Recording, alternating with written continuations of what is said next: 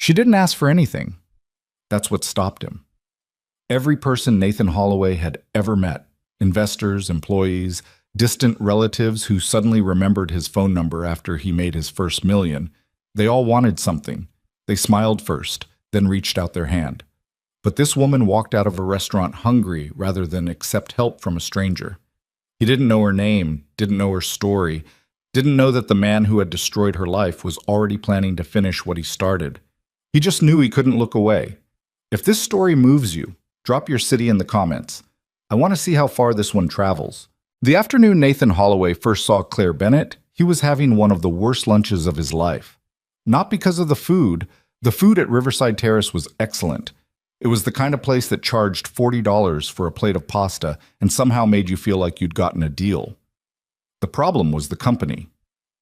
Across the table from him sat Derek Wills, a venture capitalist who wore his watch on the outside of his shirt cuff and laughed too loudly at his own jokes. Derek had been talking for 45 minutes about a real estate deal in Miami that Nathan had already decided he wasn't interested in, and Nathan had spent most of that time nodding at appropriate intervals while his mind wandered to the stack of reports waiting on his desk back at Holloway Consulting. The numbers speak for themselves, Derek was saying, cutting into his steak with surgical precision. You put in $8 million now, and in 3 years, Derek, Nathan set down his water glass. I appreciate the pitch. I do. But I'm going to pass. Derek's knife stopped mid-cut. You haven't even seen the full projections. I've seen enough. Nathan kept his voice even. He'd learned years ago that softening a no just gave people something to argue with. It's not the right fit for what we're building right now. That was when he saw her. She was standing at the host's podium near the entrance, a woman in her early 30s, wearing a gray blazer that was a season or two old, clean but slightly worn at the cuffs. Her hair was pulled back in a low knot, and she was studying the menu board posted near the door with the focused intensity of someone doing actual math in their head. Nathan noticed her the way you notice something that doesn't quite fit its surroundings. Riverside Terrace attracted a specific kind of customer. People who booked reservations 2 weeks in advance, who knew the sommelier's name, who didn't check prices before ordering. This woman was checking prices, every single one. He watched her face move through a series of small, almost imperceptible calculations. Her jaw tightened slightly. Her eyes moved to the lunch specials, then to the regular menu, then back to the specials. Her expression never collapsed into defeat. That was the thing that struck him. There was no self-pity in it, just the quiet, grinding mathematics of someone trying to make numbers work that weren't going to work. Derek was still talking. Nathan had completely stopped listening. The woman at the podium took one slow breath through her nose. Then she folded the menu card, set it back neatly in its stand, turned around, and walked out the door. She hadn't made a scene, hadn't complained, hadn't even let her shoulders drop. She just left. Nathan, you still with me? He pulled his attention back to the table. Derek was looking at him with mild irritation. Sorry, Nathan said. What were you saying? He thought about her for the rest of the day. That bothered him because Nathan Holloway was not the kind of man who got distracted easily. He had built his consulting company from 2 employees in a rented office space to a firm with over 200 staff across 3 cities. He had done that by being present, by staying in the room mentally, not just physically. His assistant Priya once told a reporter that Nathan had the single most focused attention span of anyone she'd ever worked for, which Nathan found embarrassing but accurate. And yet, he kept returning to the image of that woman setting the menu card back in its stand, the neatness of it, the dignity in such a small, unnecessary gesture. She could have just walked away. Instead, she made sure the card was straight. He didn't tell anyone about it. What was there to tell? I saw a woman leave a restaurant without eating, and I can't stop thinking about it. That wasn't a story. That was just something that happened on a Thursday. He drove back to the office, approved 3 contracts, sat through a 90-minute strategy call with his Portland team, and then sat at his desk for a long time staring at the city skyline through his floor-to-ceiling windows, thinking about menu cards and gray blazers, and a jaw that hadn't trembled even once. Nathan's life had a shape to it that outsiders rarely understood. From the outside, it looked like success had made things simple. He had money, which meant he had options, which meant, people assumed, that most of his problems were already solved. What they didn't account for was Marcus. Marcus Holloway was 7 years old, currently missing one front tooth, and possessed of an opinion about everything.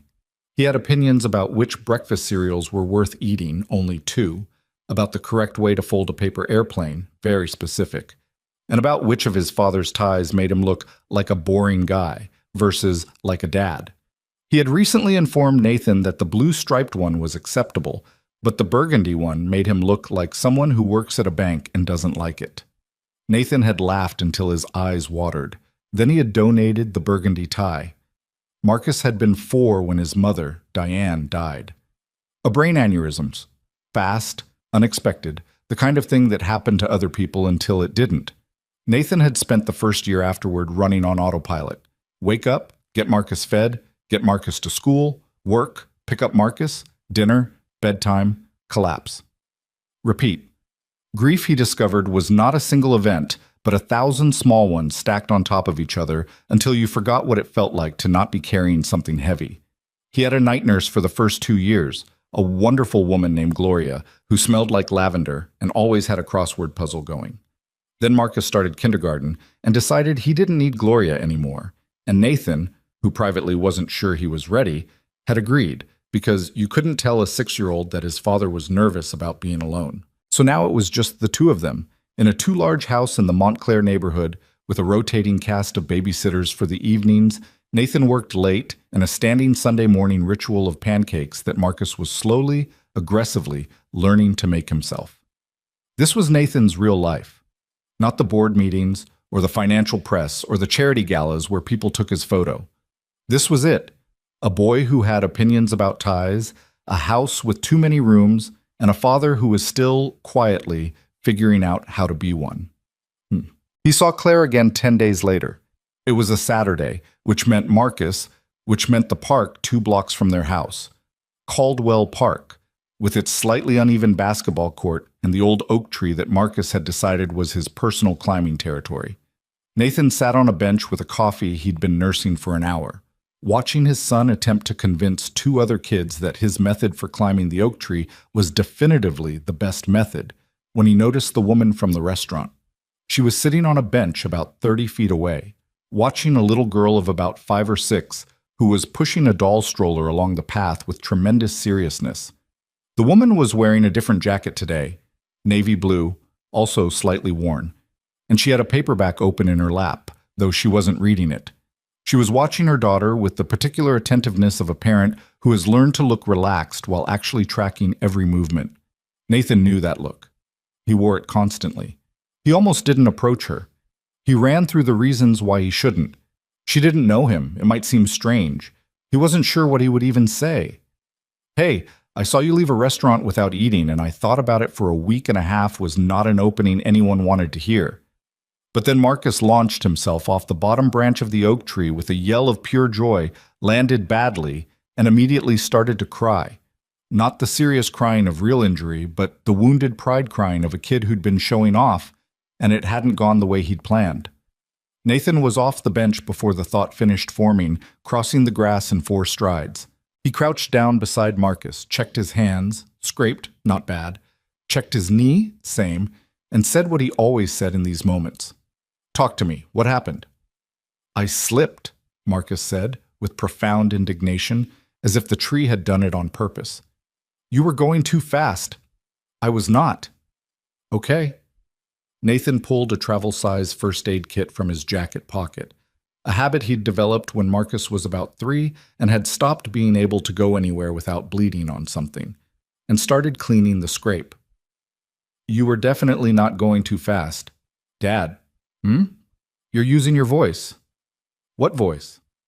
The one where you say you agree, but your face says you don't agree. Nathan looked up. Marcus was staring at him with the flat-eyed certainty of a child who has learned to read his parent like a map. I love you very much, Nathan said, and you were going too fast. Marcus considered this, then looked down at his scraped palm with the critical assessment of someone evaluating damage. It's not that bad. No, it's not.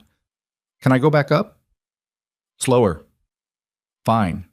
Marcus accepted the bandage Nathan pressed onto his palm, examined it, and then ran back toward the tree with no reduction in speed whatsoever. Nathan stood up, watched him go, and when he turned back toward the bench, the woman from the restaurant was watching him. Not in a strange way, more like recognition. Like she knew that scene from the inside. He nodded. She nodded back. And because Nathan Holloway had spent enough of his life letting moments pass by thinking too hard about them, he walked over. "Your son," she said, before he could figure out what to say. "Yeah." He glanced back at Marcus, who was already 3 feet up the tree. "He's going to do that again in exactly the same way in about 10 minutes. A small smile crossed her face. "Mine fell off the slide twice yesterday. Same slide. Same spot." She tilted her head toward the girl with the stroller who had stopped to crouch down and have what appeared to be a very serious conversation with her doll. "The second time she got back up and told me the slide was broken." "Was it?" "No, but I respected the framing." Nathan laughed. A real one, not the polished boardroom variety. He gestured to the space on the bench beside her. "Mind if I—" She hesitated, just for a second, but he caught it. "Sure," she said. He sat down, leaving a full half bench of space between them, and looked out at the park rather than at her. He'd learned something over the years. People talked more easily when they weren't being looked at directly. "I think I've seen you somewhere before," he said. Not as a line, just a fact. She was quiet for a moment. "Riverside Terrace, about a week and a half ago."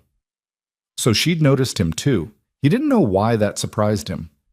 "I was having a terrible lunch meeting," he said. "You looked it." There was a dryness to her voice that he appreciated. Not unkind, just honest.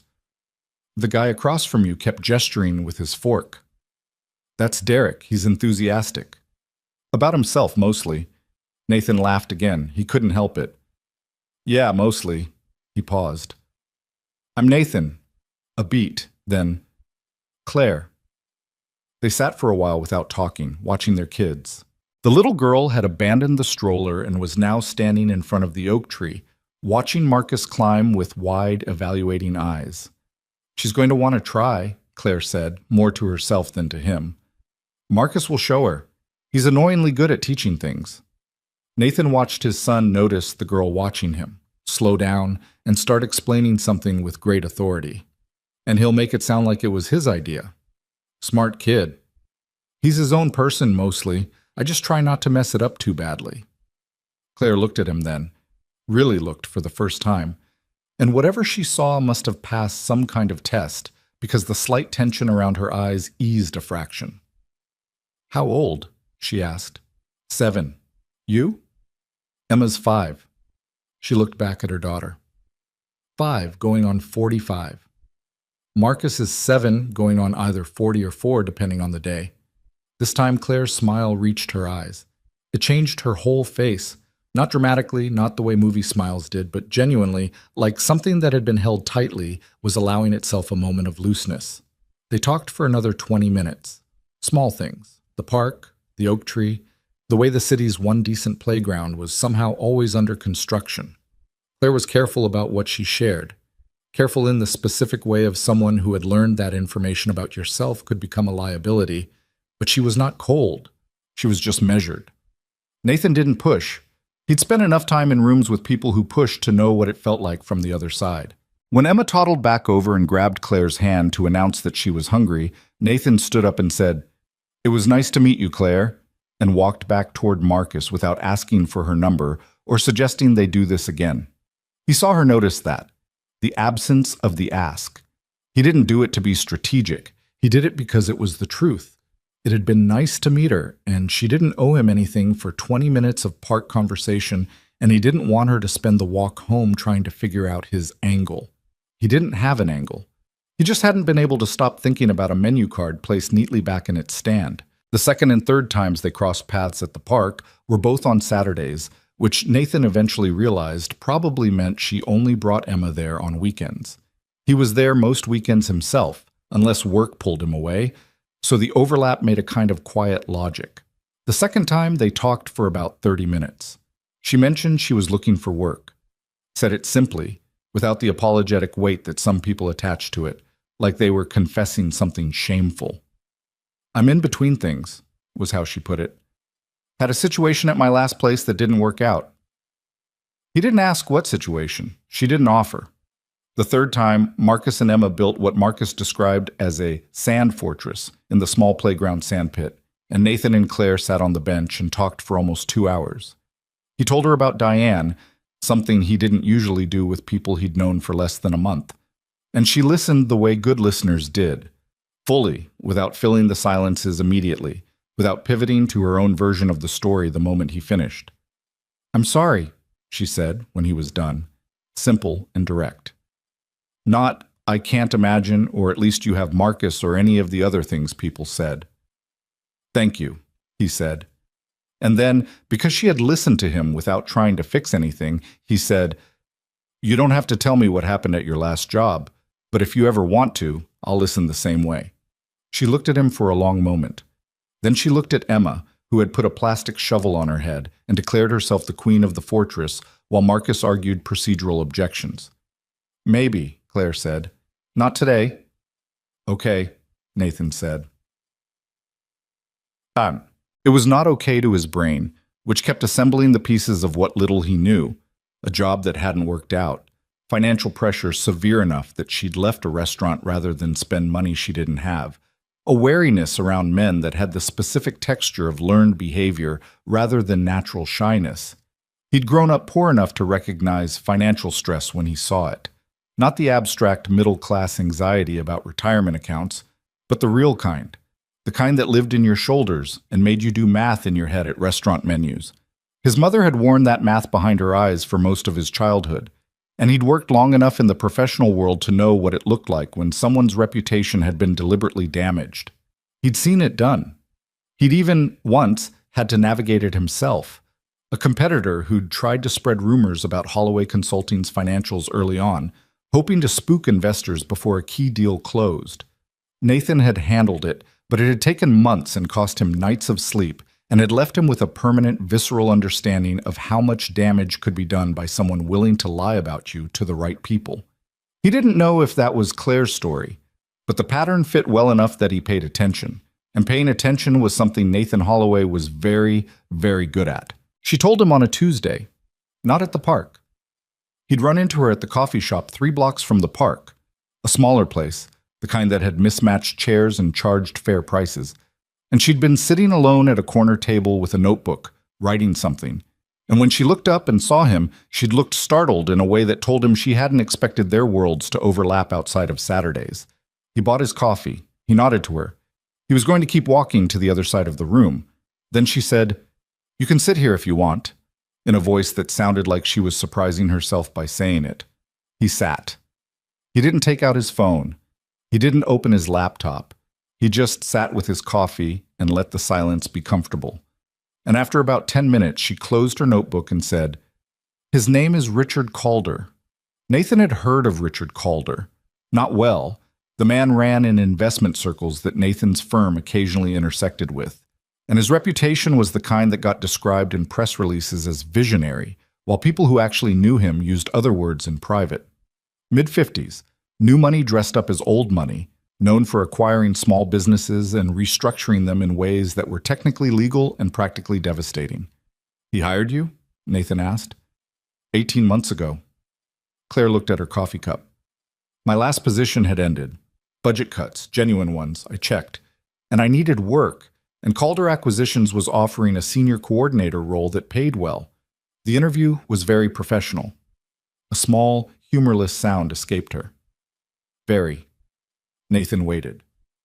"It started about 2 months in," she said. "Little things at first. He'd ask me to stay late for meetings that turned out to be just the 2 of us.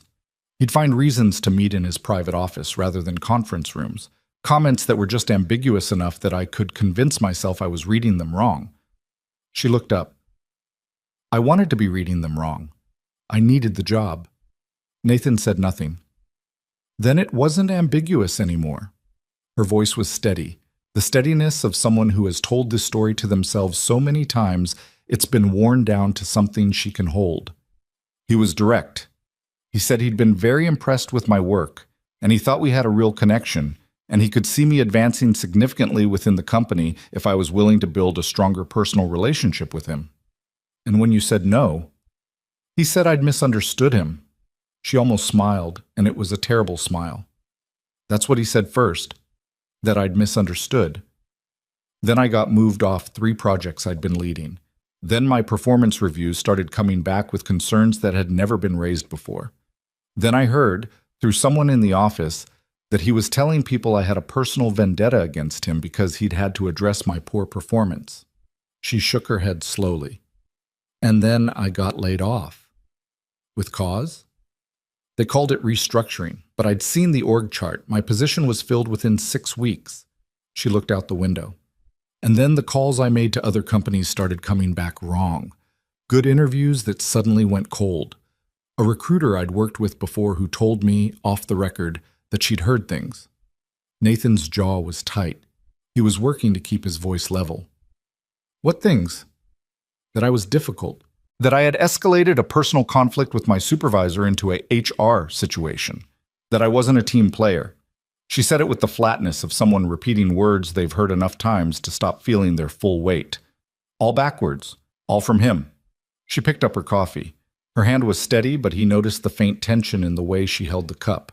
Not trembling, just held too carefully. I couldn't prove any of it, she said. He was careful.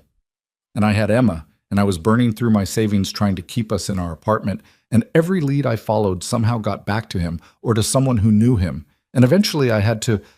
She stopped. Had to what? Had to start accepting that I might have to start over completely, somewhere he didn't have reach. She looked back at Nathan, which is harder than it sounds when you have a 5-year-old and no family in the city. The cafe was quiet around them. Someone at the counter was ordering something with oat milk. The espresso machine hissed. Nathan said, "Can I ask you something directly?" She looked at him. "Have you talked to anyone about the legal angle? What he did to your employment, the retaliation?" "I talked to a lawyer." A pause. "Briefly. She said I had a possible case, but it would take time and money I didn't have, and without documentation of the specific conversations, it was my word against a man with a very good legal team." She set her cup down. "And before you offer to help with the legal fees, I wasn't going to." She blinked. "I was going to ask," Nathan said carefully, "if you'd be willing to sit down with my HR director. Not to litigate anything, just to talk. She's dealt with situations like this before, and she knows what documentation actually matters versus what people think matters." He paused. "But that's only if you want to. I'm not running a rescue operation." The last line made her breath catch slightly. He saw it. "Why?" she asked. "Not why are you offering, because that was clear enough." She meant, why me? Why now? Why any of this? Nathan took a moment before answering because he wanted to give her the real answer and not a polished one. "Because I grew up watching my mother do math in her head every time we went anywhere," he said. "And I knew what it meant when she did it. And I recognized it when I saw you at Riverside Terrace." He paused. "And I don't think what happened to you should get to be the end of your story." Claire looked at him for a long time. The wariness in her face didn't disappear. He wasn't sure it would, fully, for a long time. But something in it shifted. "I'm not good at accepting help," she said. "I know. I'm going to be very difficult about it." I assumed. Something that was almost a real smile. "Okay," she said. "Tell me about this HR director." Her name was Sylvia Okafor, and she had been Nathan's HR director for 6 years, and she had the specific combination of warmth and precision that Nathan had learned to seek in people who dealt with complicated human situations. The meeting happened the following Thursday, in a small conference room at Holloway Consulting, not Nathan's office, because that felt too much like being summoned, and not a coffee shop because this was a serious conversation and deserved a serious space. Nathan was not in the room. He'd offered to be if it would make Claire more comfortable. She'd looked at him like that was the wrong instinct, but appreciated the wrong instinct being offered, and said she'd rather do it without him. He sat in his office for 2 hours and tried to concentrate on 3 different reports, and did not concentrate on any of them. Sylvia found him at his desk afterward. "She's impressive," was the first thing she said. "Tell me what I can do." Sylvia sat down in the chair across from his desk. She was one of the few people on his staff who sat without being invited to, which he'd always respected. The situation she described is consistent and detailed, the kind of detail you don't invent, and she has more documentation than she thinks, emails, a timeline she's kept, some messages from colleagues that corroborate parts of the timeline. She folded her hands on the desk. There's not enough for an airtight legal case without significant effort, but there's enough to protect her professionally if we bring her on board. I was thinking about the coordinator role that opened up on Grayson's team. I was thinking the same thing, Sylvia paused. Nathan, she's going to resist this. I know. She's going to assume there are strings. I know. So when you talk to her, be very specific about what this is and what it isn't. Don't be vague and warm, because vague and warm is what got her into the last situation. Nathan nodded. Direct terms, real contract, no ambiguity. And keep your distance while she settles in. Sylvia gave him a look that was not unkind. You're the CEO. If you check in on her too often, it sends a message whether you mean it to or not. He held Sylvia's gaze. That won't be a problem. Sylvia held his gaze back for a long moment. Okay, she said, like she believed him, but was filing the conversation away. Yeah, Claire pushed back on the job offer for almost a week. She came to Nathan at the coffee shop. She chose the meeting place, which he thought was smart of her, and said, I need to understand the terms. Of course, Nathan said. I want a real contract, not a contractor arrangement, not a trial period. A formal employment contract with standard protections. Already written up. Sylvia drafted it. You can have your own lawyer review it. She looked at him. I don't currently have a lawyer. I know. I can give you the name of 3 employment attorneys who are not connected to my firm in any way. You choose, I'll pay the review fee. Why? Because you need someone in your corner who answers to you. Claire looked at him with an expression he was starting to recognize. The look of someone recalibrating, updating their map of a situation. The role, she said. What is it exactly? He told her. Project coordinator on Grayson's team, shit. Thomas Grayson, who Nathan described accurately as difficult in the good way, has high standards, gives credit where it's due, and does not tolerate anyone on his team being treated poorly. Have you told him about my situation? I told him you're an experienced coordinator who'd been in a difficult professional situation that was not your fault, and that I thought he should meet you. Nathan paused. The rest of your story is yours. You share as much or as little as you want to. And if Calder tries to bring his version of events into your professional relationship with us, Nathan said, he'll be talking to our legal team, who know what he did and have been advised accordingly. Claire stared at him. You looked into him, she said. I have a very good research director. Nathan kept his voice even. What he did to you is not a secret to everyone who worked with him. It's a secret that he's been very active in maintaining. There's a difference. Claire was quiet for a long moment. She looked out the window at the street at the ordinary Tuesday afternoon passing outside. I'm going to be very professional, she said finally, looking back at him. I'm not going to let you down. Claire. He waited until she was looking directly at him. You don't owe me anything. You're going to do good work because that's who you are, not as a favor to me. She looked like she wanted to argue with that. Then she let out a slow breath. Okay, she said. Okay? Okay. I'll take the job. She started on a Monday, 3 weeks later. Nathan did not go down to greet her. He heard from Sylvia at noon that she'd arrived early, set up her workstation efficiently, introduced herself to Grayson's team without drama, and been asked by Marcus, who had a half day from school and was sitting in Nathan's office doing homework while waiting to be picked up, whether her name was Claire because that was his dad's friend from the park. Sylvia told him this with a carefully neutral expression. Nathan put his head in his hands. What did she say? He asked. She said yes, and asked him what his name was, and he told her and said he was working on a division problem that was very unfair, and she helped him with it. Nathan looked up. She helped him with his math homework. Apparently she's good at division, Sylvia paused. He told her she was very smart. Of course he did. Nathan rubbed his face. Okay, that's... Okay. She seemed fine with it, Sylvia said. More than fine, actually. She was smiling when I walked past.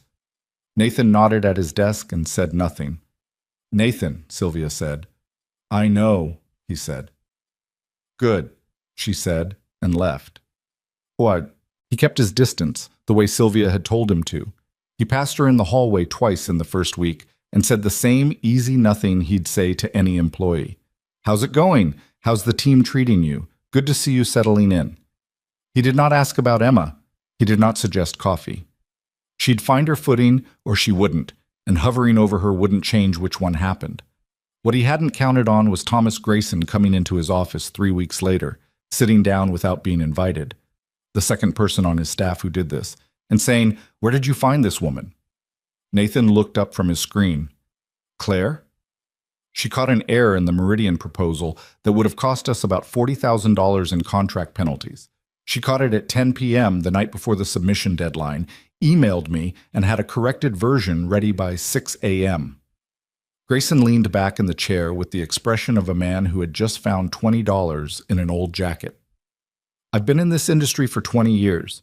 You don't find people who catch errors at 10 p.m. and have solutions by 6 a.m. You find people who send you an email at 10 p.m. about the error and then wait for someone else to solve it. Nathan carefully kept his expression neutral. She's good at her job. She's exceptional at her job, Grayson pointed at him. I'm telling you now so that when Ellison or Priya tries to poach her for their teams, you back me up.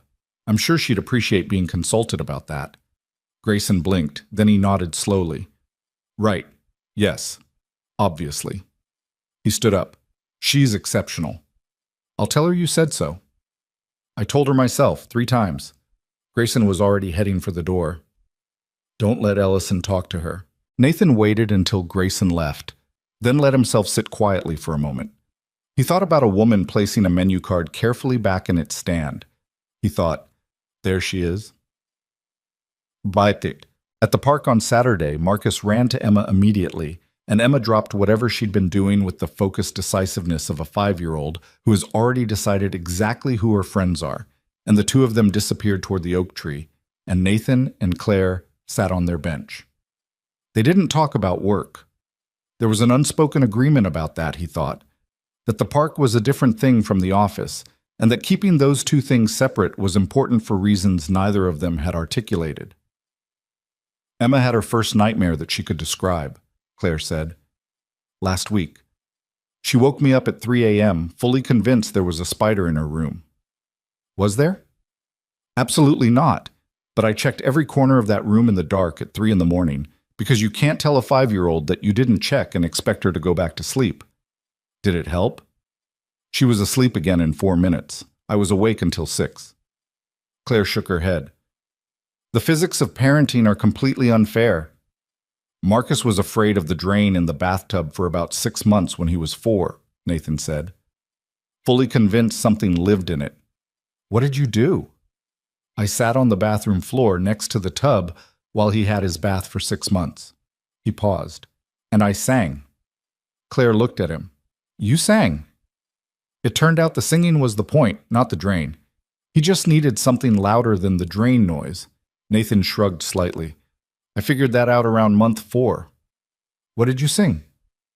Old Motown mostly, a little Johnny Cash when I was too tired to get the notes right on the Motown. He looked at the oak tree, where Marcus was demonstrating something structural about the lower branches to Emma, who was paying very close attention. He still asks for Motown sometimes when he can't sleep. Claire was quiet for a moment. Then she said, That's a good story, in a voice that meant something more than the words. Yeah, Nathan said. It is. They sat in the afternoon light, watching their kids, and the October air was cool and clean, and a leaf fell from the oak tree, and Emma caught it and held it up like she'd won something, and Marcus shouted nice catch with the authority of a 7-year-old sports commentator, and Claire laughed. A real one, unguarded, gone before she remembered to be careful about it. Nathan looked at the tree.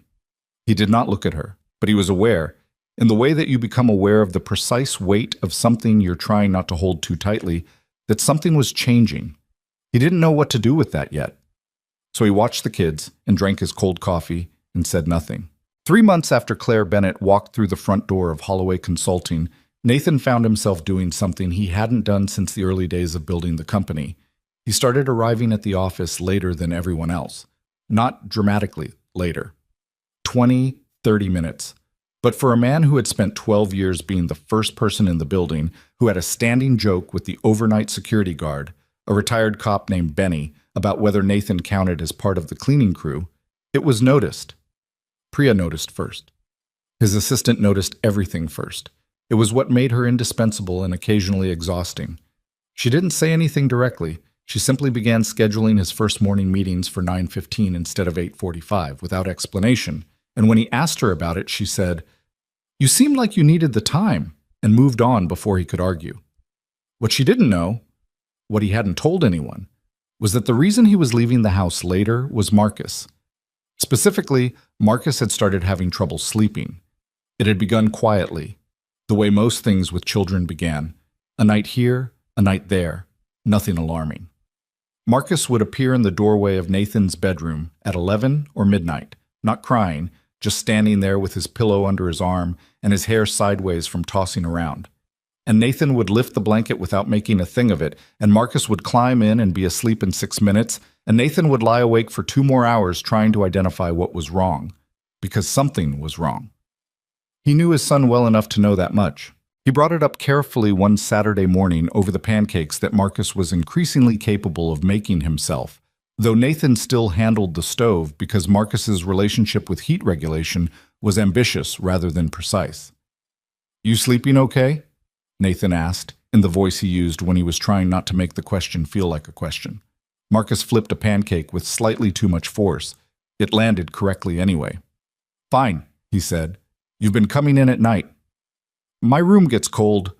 Nathan looked at the thermostat on the kitchen wall, which was set to the same temperature it had been set to for 3 years. "Does it?" "Kind of." "Marcus." His son looked at the pancakes. Then he looked up with the expression he'd been making since he was about 3. The one that meant he was trying to decide whether honesty was worth the vulnerability of it. "Is Emma's mom going to keep working at your company?" he asked. Nathan kept his voice neutral. "As far as I know. Why?" "Owen at school said his mom said that lady friends at work are complicated." Marcus poked at the edge of a pancake. "He said it doesn't usually last." Nathan set down his coffee cup. Owen's mom, whoever she was, could keep her observations to herself. But that wasn't the conversation they were actually having, and he knew it. "Emma's mom works at the company because she's very good at her job," Nathan said.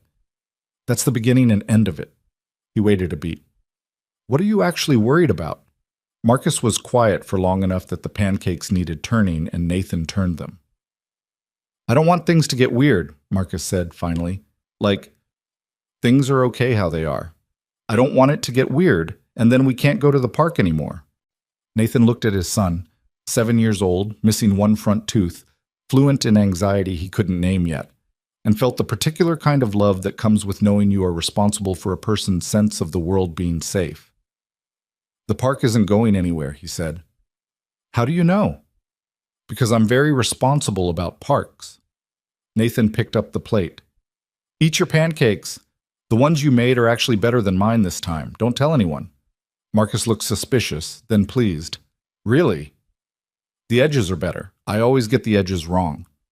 This satisfied Marcus in the way that a real observation always satisfied him. He wasn't a kid who responded to empty praise. He knew the difference. Nathan had always tried to give him the real kind, even when the real kind was harder to find.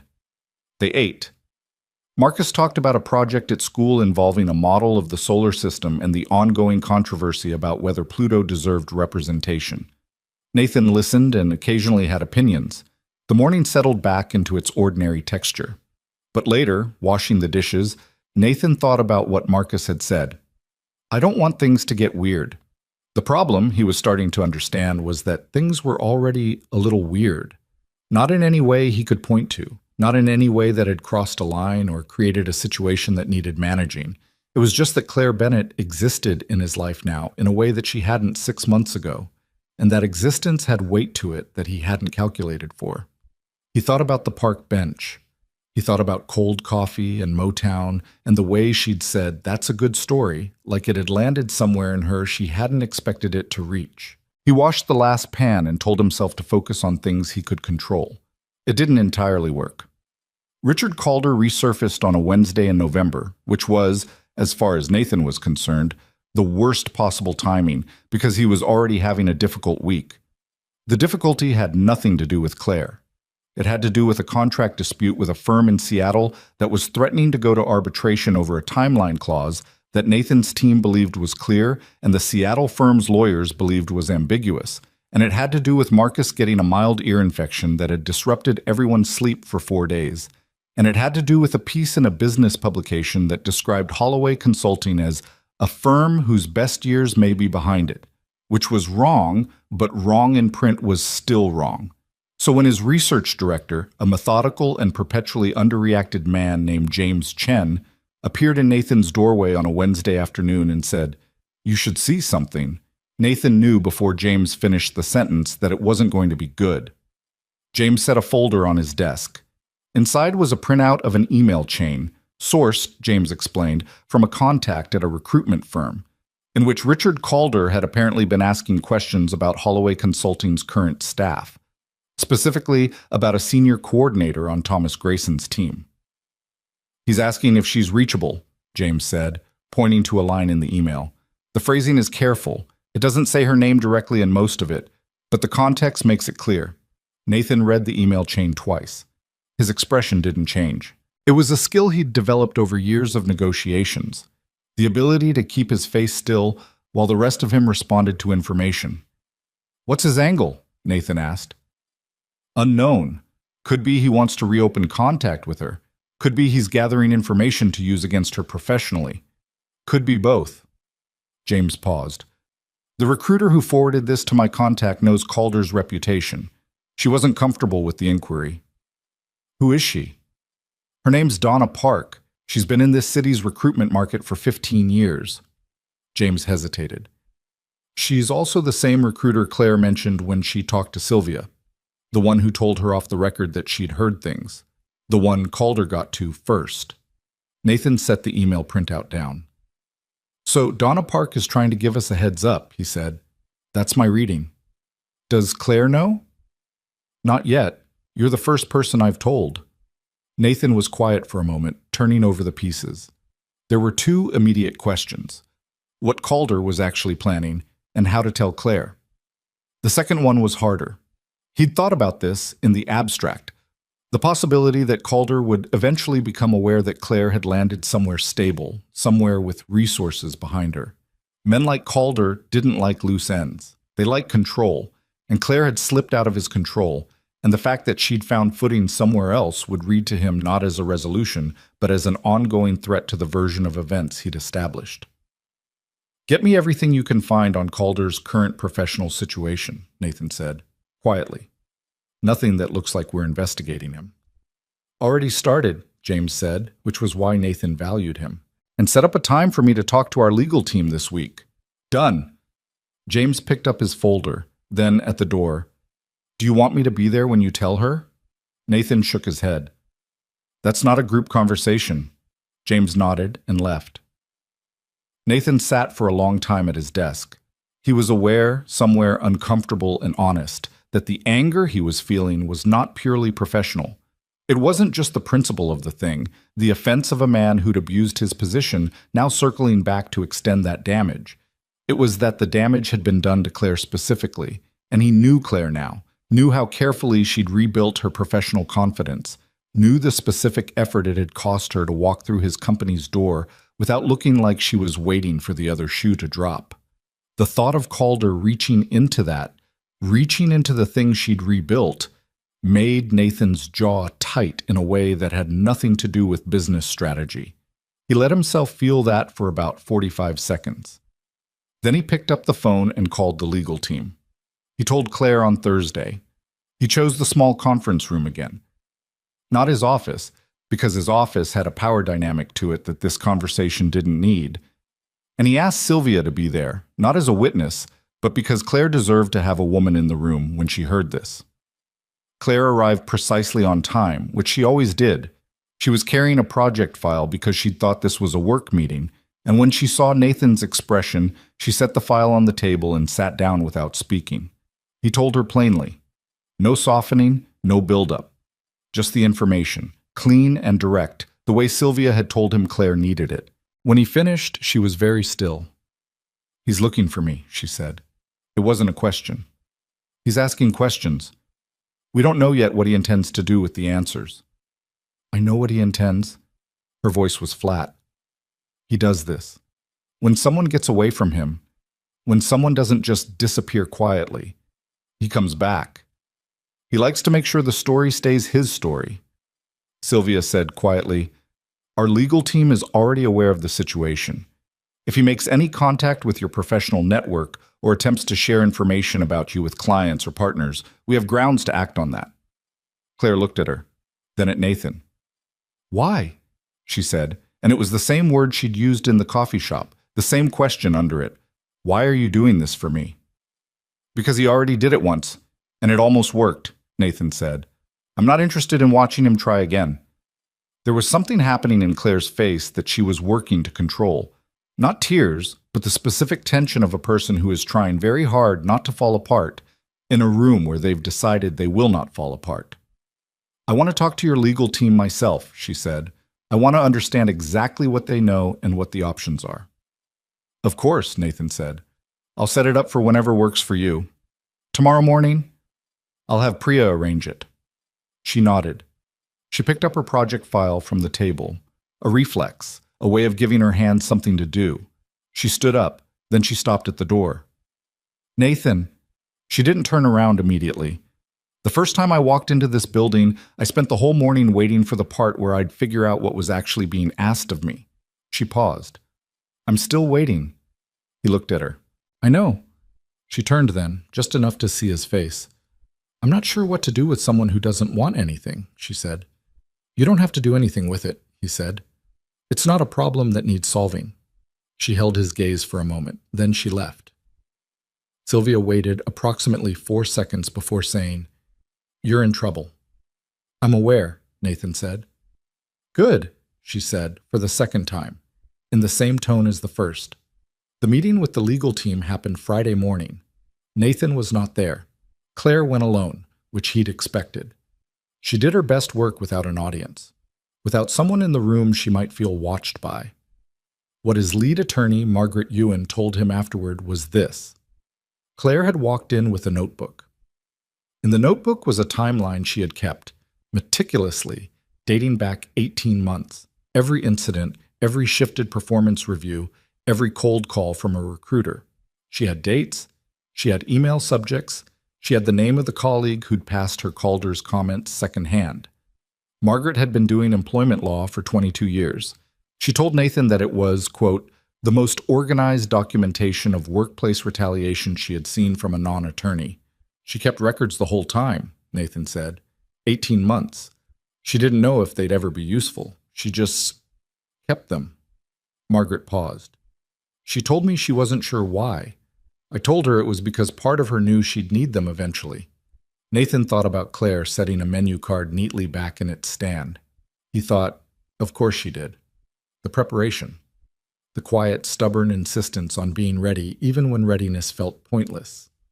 That wasn't a legal strategy.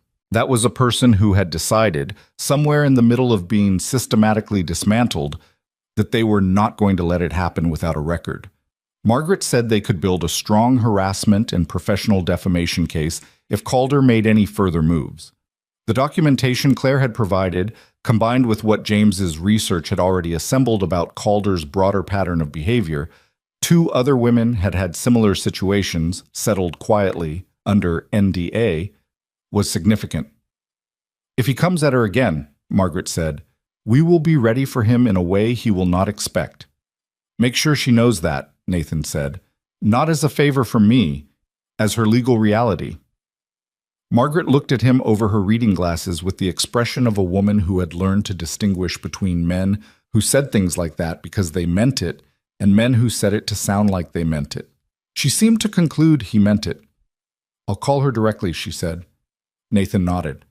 The weeks that followed had a particular kind of tension to them. Not the explosive kind, but the low-grade background kind, like a frequency you could feel in your teeth. Calder was quiet. No new inquiries surfaced. James kept monitoring and reporting nothing to report, which was its own form of information. Calder had become aware, somehow, that the ground had shifted. Claire threw herself into work with the ferocity of a person who processes difficult things by being very productive. Thomas Grayson was delighted. His team was delighted. She led the restructuring of the Meridian project timeline with a precision that made the Seattle contract dispute, which had been resolved by then, in Holloway Consulting's favor, look simple by comparison. Nathan watched from a professional distance, which was the correct thing to do, and it cost him something. He saw her at the park on 3 more Saturdays in November. The conversations were good. They were always good, in the specific way of 2 people who found each other genuinely interesting and were both trying very hard not to think too hard about why. They talked about Marcus's solar system project, which had been declared by his teacher to be among the most passionately argued in the class, specifically the section on Pluto. They talked about Emma's growing conviction that dogs were secretly able to understand full sentences and were simply choosing not to respond. They talked about Nathan's mother, who lived in Phoenix and called every Sunday morning at 9 a.m. without fail, and about Claire's sister in Portland, who was the only family she was close to. "Does your sister know?" Nathan asked once. "About Calder, what happened?" "She knows the outline," Claire said. "She wanted to come here. I told her not to." She pulled her jacket tighter against the November cold. I didn't want to need rescuing. I know that sounds stupid." "It doesn't sound stupid. It sounds proud." "There's nothing wrong with pride," Nathan said. "Pride is how you knew to write everything down." She looked at him. "Margaret told you about the notebook?" "She told me you were prepared. She didn't tell me the details." He paused.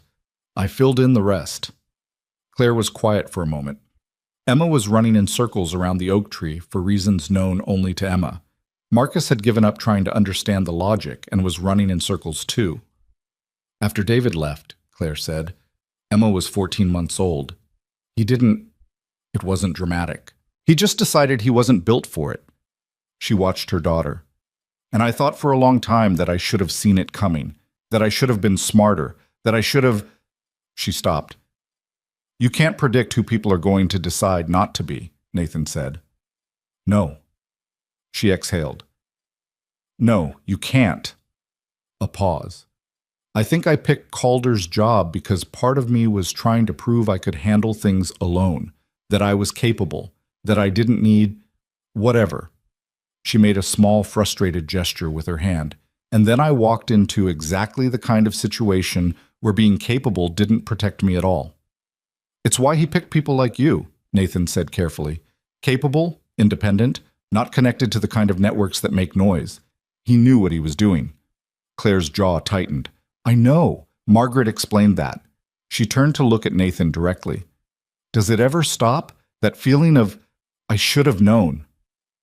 Nathan thought about Diane, about the morning the hospital had called, about the conversation he'd had afterward with a grief counselor who had said exactly the wrong thing and a friend who had said exactly the right thing without meaning to, and about the months he'd spent asking himself what he'd missed, what he should have seen coming, what he should have done differently. "Eventually, it gets quieter," he said. "It doesn't go away, but it gets quieter." Claire studied his face. Whatever she found there seemed to satisfy her. "Okay," she said. They watched the kids run. The cold settled around them. At some point, Marcus yelled, "Emma, you're it," and Emma yelled, "I'm always it." "That's not fair," and Marcus yelled, "That's the rules." And Claire muttered, "There are no rules. Marcus is making that up." And Nathan said, "Absolutely he is." And they looked at each other and both started laughing at the same moment. It was the first time they'd laughed at the same exact thing at the same exact moment, and it lasted maybe 4 seconds, and then they both looked away. But it had happened. The thing about Calder broke open on a Tuesday in December, 2 weeks before Christmas. Nathan was in a client presentation when his phone buzzed with a message from James. "Need you when you're done. Priority."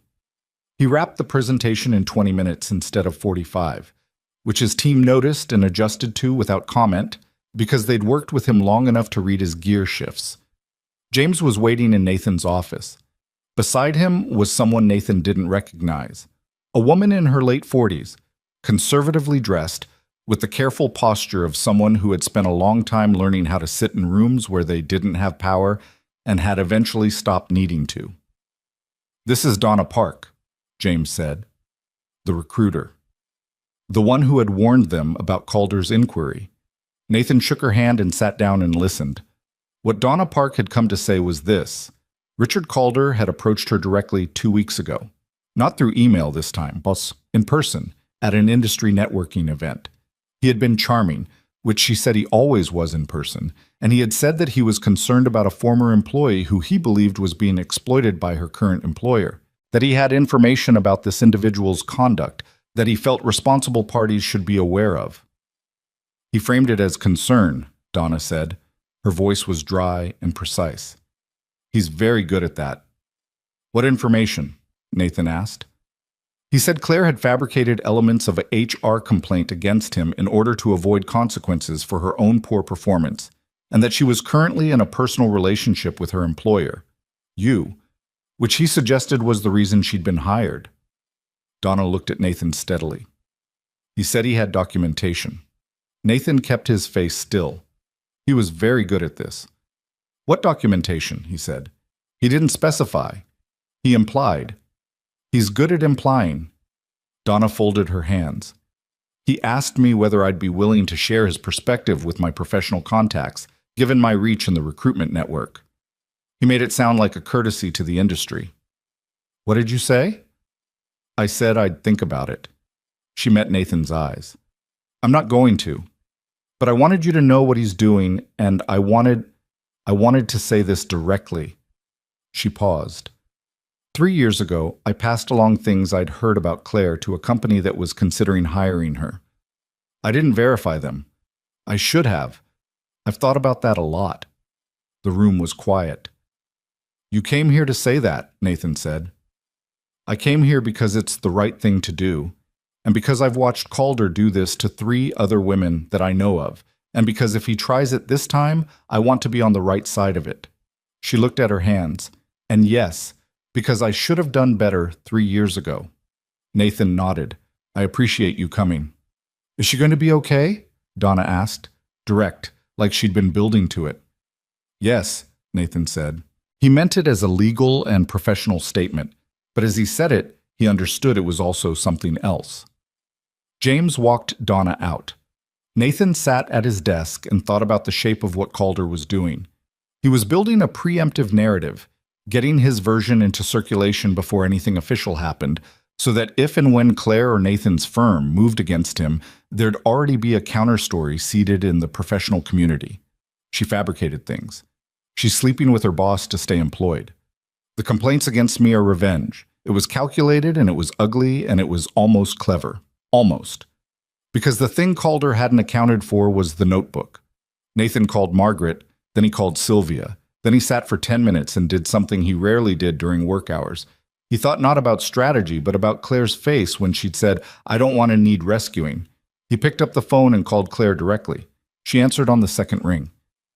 Nathan, are you somewhere you can talk for a few minutes? A brief pause. Conference room B. I was about to head back to my desk. What's wrong? He told her. All of it. Donna's visit, Calder's approach, the narrative he was attempting to plant. When he finished, she was quiet for long enough that he said, Claire, I'm here. Her voice was very controlled.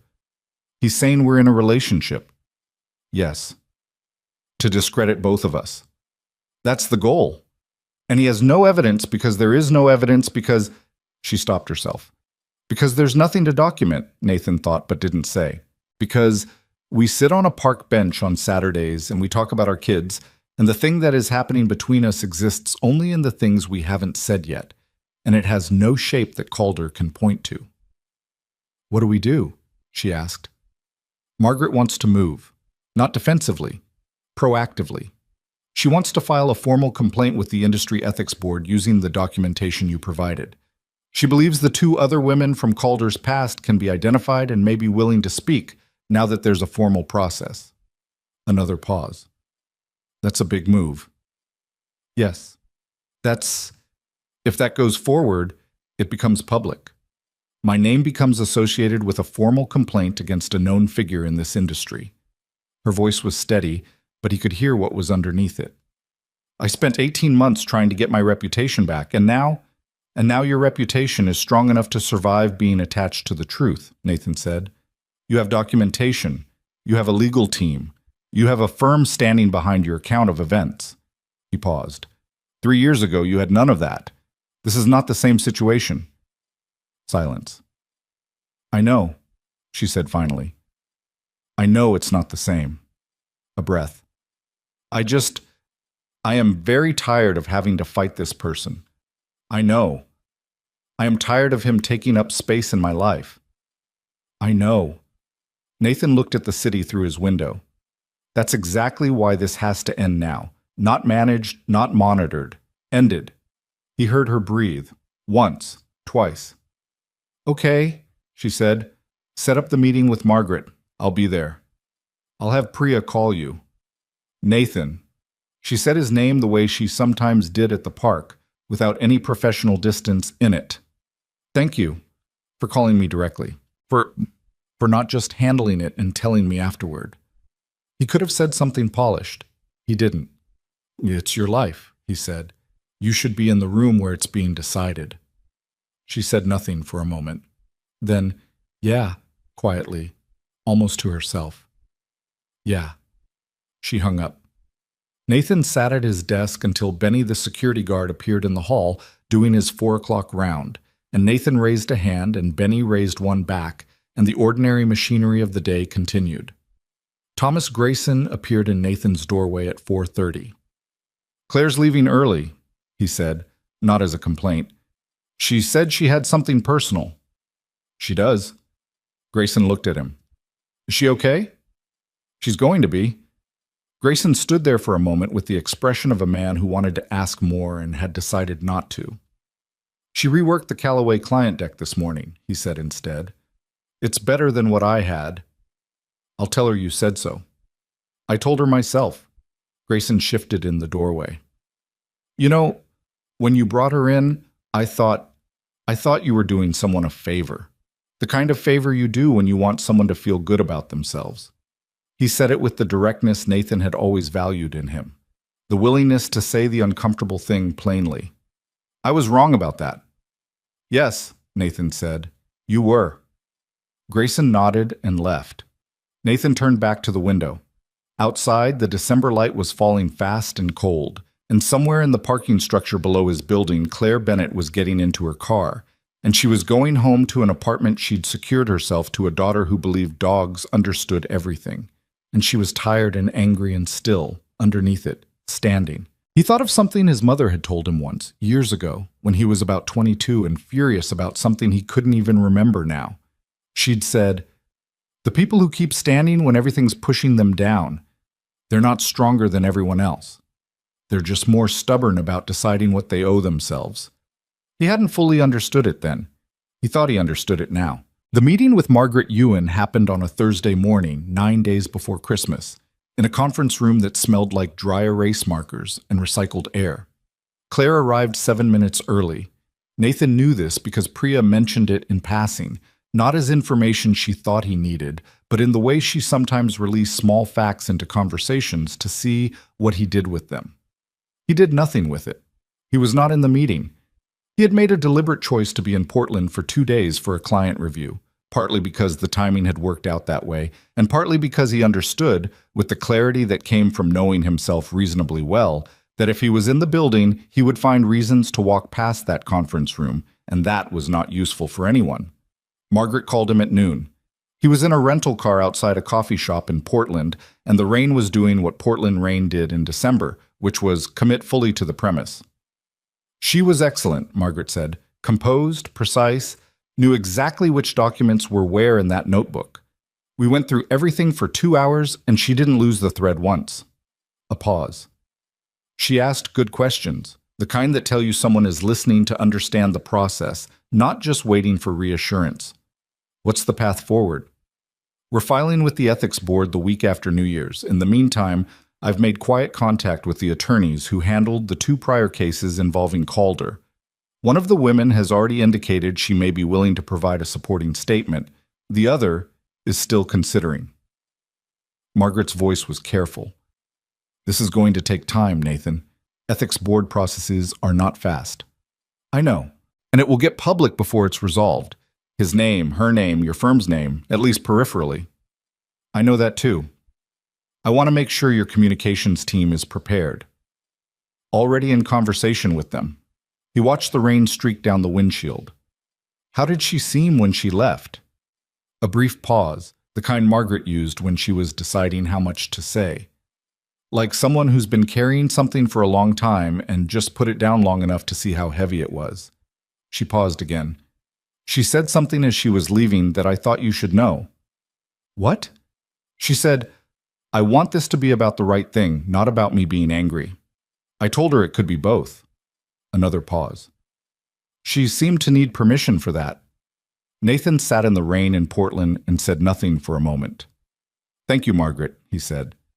Go do your client review, she said, and hung up. He sat in the car for another 10 minutes before going inside for coffee. He was back in the city by Friday evening, in time to pick up Marcus from the sitter and make dinner, which was pasta because it was Friday, and pasta was the Friday rule, established by Marcus at age 5 and never successfully renegotiated. How was Portland? Marcus asked with his fork. Wet? Did you see the bridge? Which one? Marcus considered this. Any of them. I saw 2 from the highway. That counts, Marcus decided, and returned to his pasta. After dinner, after the dishes, after Marcus had been read to and had fallen asleep with the trustworthy speed of a child who had exhausted himself thoroughly at school, Nathan stood in the kitchen with a glass of water and looked at the dark backyard and thought about what Margaret had said. She needed permission to be angry. He understood that more than he'd expected to. There was a particular kind of person, he had been one in the years after Diane, who spent so much energy managing other people's comfort around their pain that they forgot they were allowed to just have it. Who dressed up anger as something more acceptable, more rational, more professional. Who said I want this to be about the right thing because saying I am so angry I can barely speak felt like losing. He hadn't known Claire 2 Christmases ago.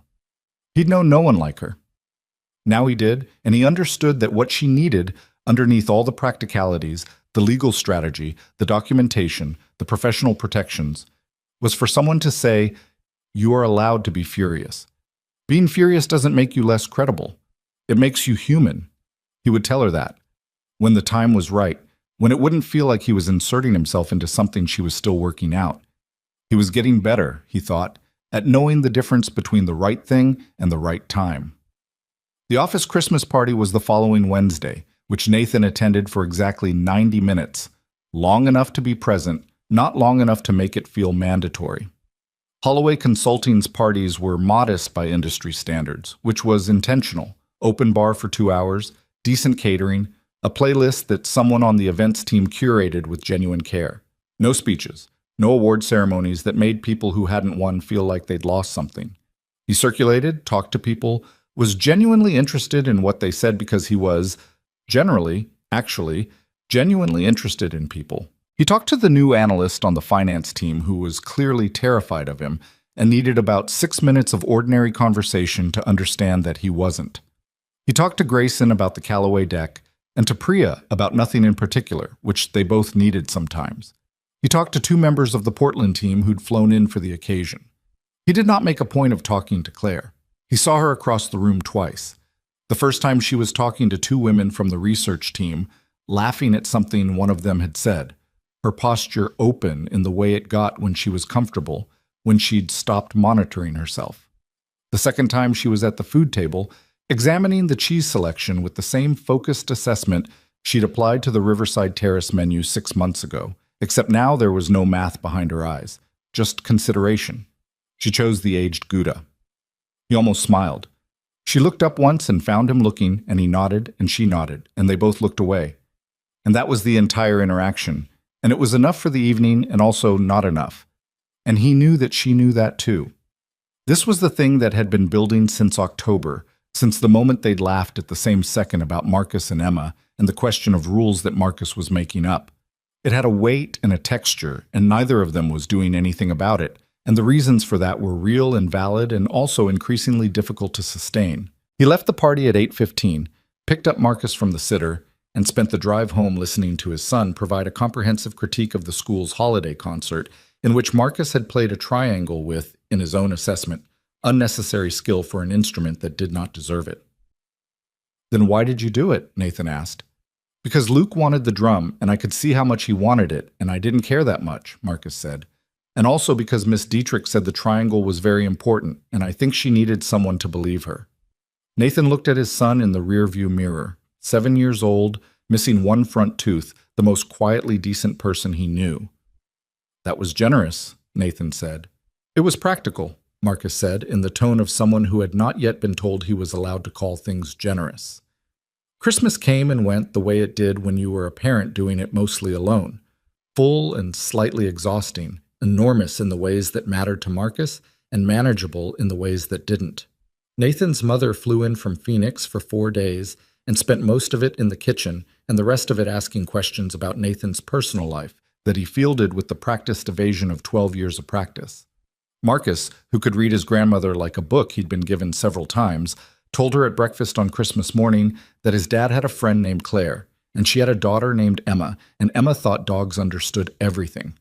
Nathan's mother looked at her son over her coffee cup with the expression of a woman updating a significant file. "Is she nice?" his mother asked. "She's good at math," Marcus said. "That's not the same thing." "No, but they're related," Marcus said, with the confidence of a boy who had decided this was true and had not been challenged on it. Nathan said, "Mom," in the tone that meant please, and his mother said, "I'm just asking," in the tone that meant I am not just asking, and the Christmas morning continued. After his mother left, after the house went quiet again, Nathan found himself in the strange flat week between Christmas and New Year's that felt like a gap in time. The year not quite done, the new one not quite started. He worked less than usual, which Marcus approved of. He took Marcus to a movie, to the Science Museum, to a basketball game that Marcus spent mostly explaining to Nathan, despite having learned the rules approximately 14 months ago.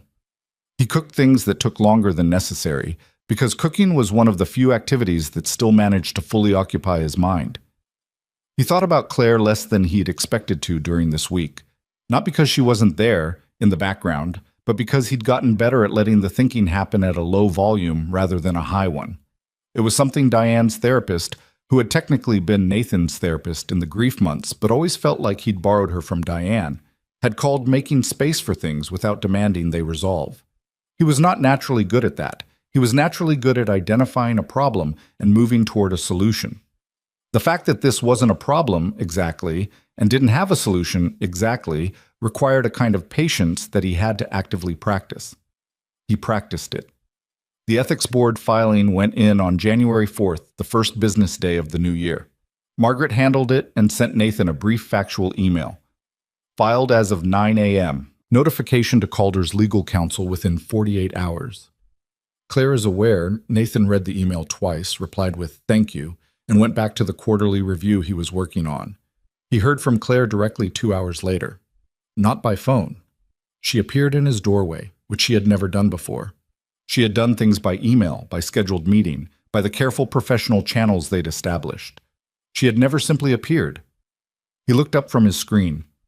She was standing in the doorway with her hands in the pockets of the dark blazer she wore on serious days. Not the gray one she'd had when he first met her, not the navy one, but a new one she'd bought sometime in November, charcoal, well-fitted. She looked like herself. Better than herself. She looked like a version of herself that she'd been working toward for a year. "It's done," she said. "I saw Margaret's email. I wanted to say thank you, in person." She leaned slightly against the doorframe, and I wanted to say it while I was still feeling like saying it, because I have a tendency to talk myself out of things like this. "I know," he said. "You know a lot of things about me for someone who's mostly known me in parks and conference rooms," she said. There was no edge to it. It was just an observation. "You're not hard to know," he said. You're just cautious about being known. She looked at him. Then she said, My lawyer, Margaret, told me I was allowed to be angry, that it didn't disqualify the case. She's right. I know she's right. Claire looked out the window behind his desk at the January sky, which was the particular white of a city that couldn't decide if it wanted to snow. I've been angry for 18 months, and I've been calling it other things. Determination, strategy, moving forward. She looked back at him. It's been anger. Yeah, Nathan said. I'm still angry. Good. Something moved through her face at that, quick, like a crack in something that had been held very tight. You're not going to tell me to let it go? Why would I tell you that? Most people do. They think anger means you're stuck. She shook her head slightly. David used to say I needed to let things go every time I was actually just correct about something. Nathan thought about what he knew of David, the outline of him, the man who had decided he wasn't built for fatherhood and left Emma at 14 months old, a man Claire almost never mentioned except as a structural absence in her and Emma's life. He'd formed a picture of David from the spaces around the things she didn't say. Anger is information, Nathan said. It tells you what matters to you. Letting go is something you do after you've done something with it, not instead of it.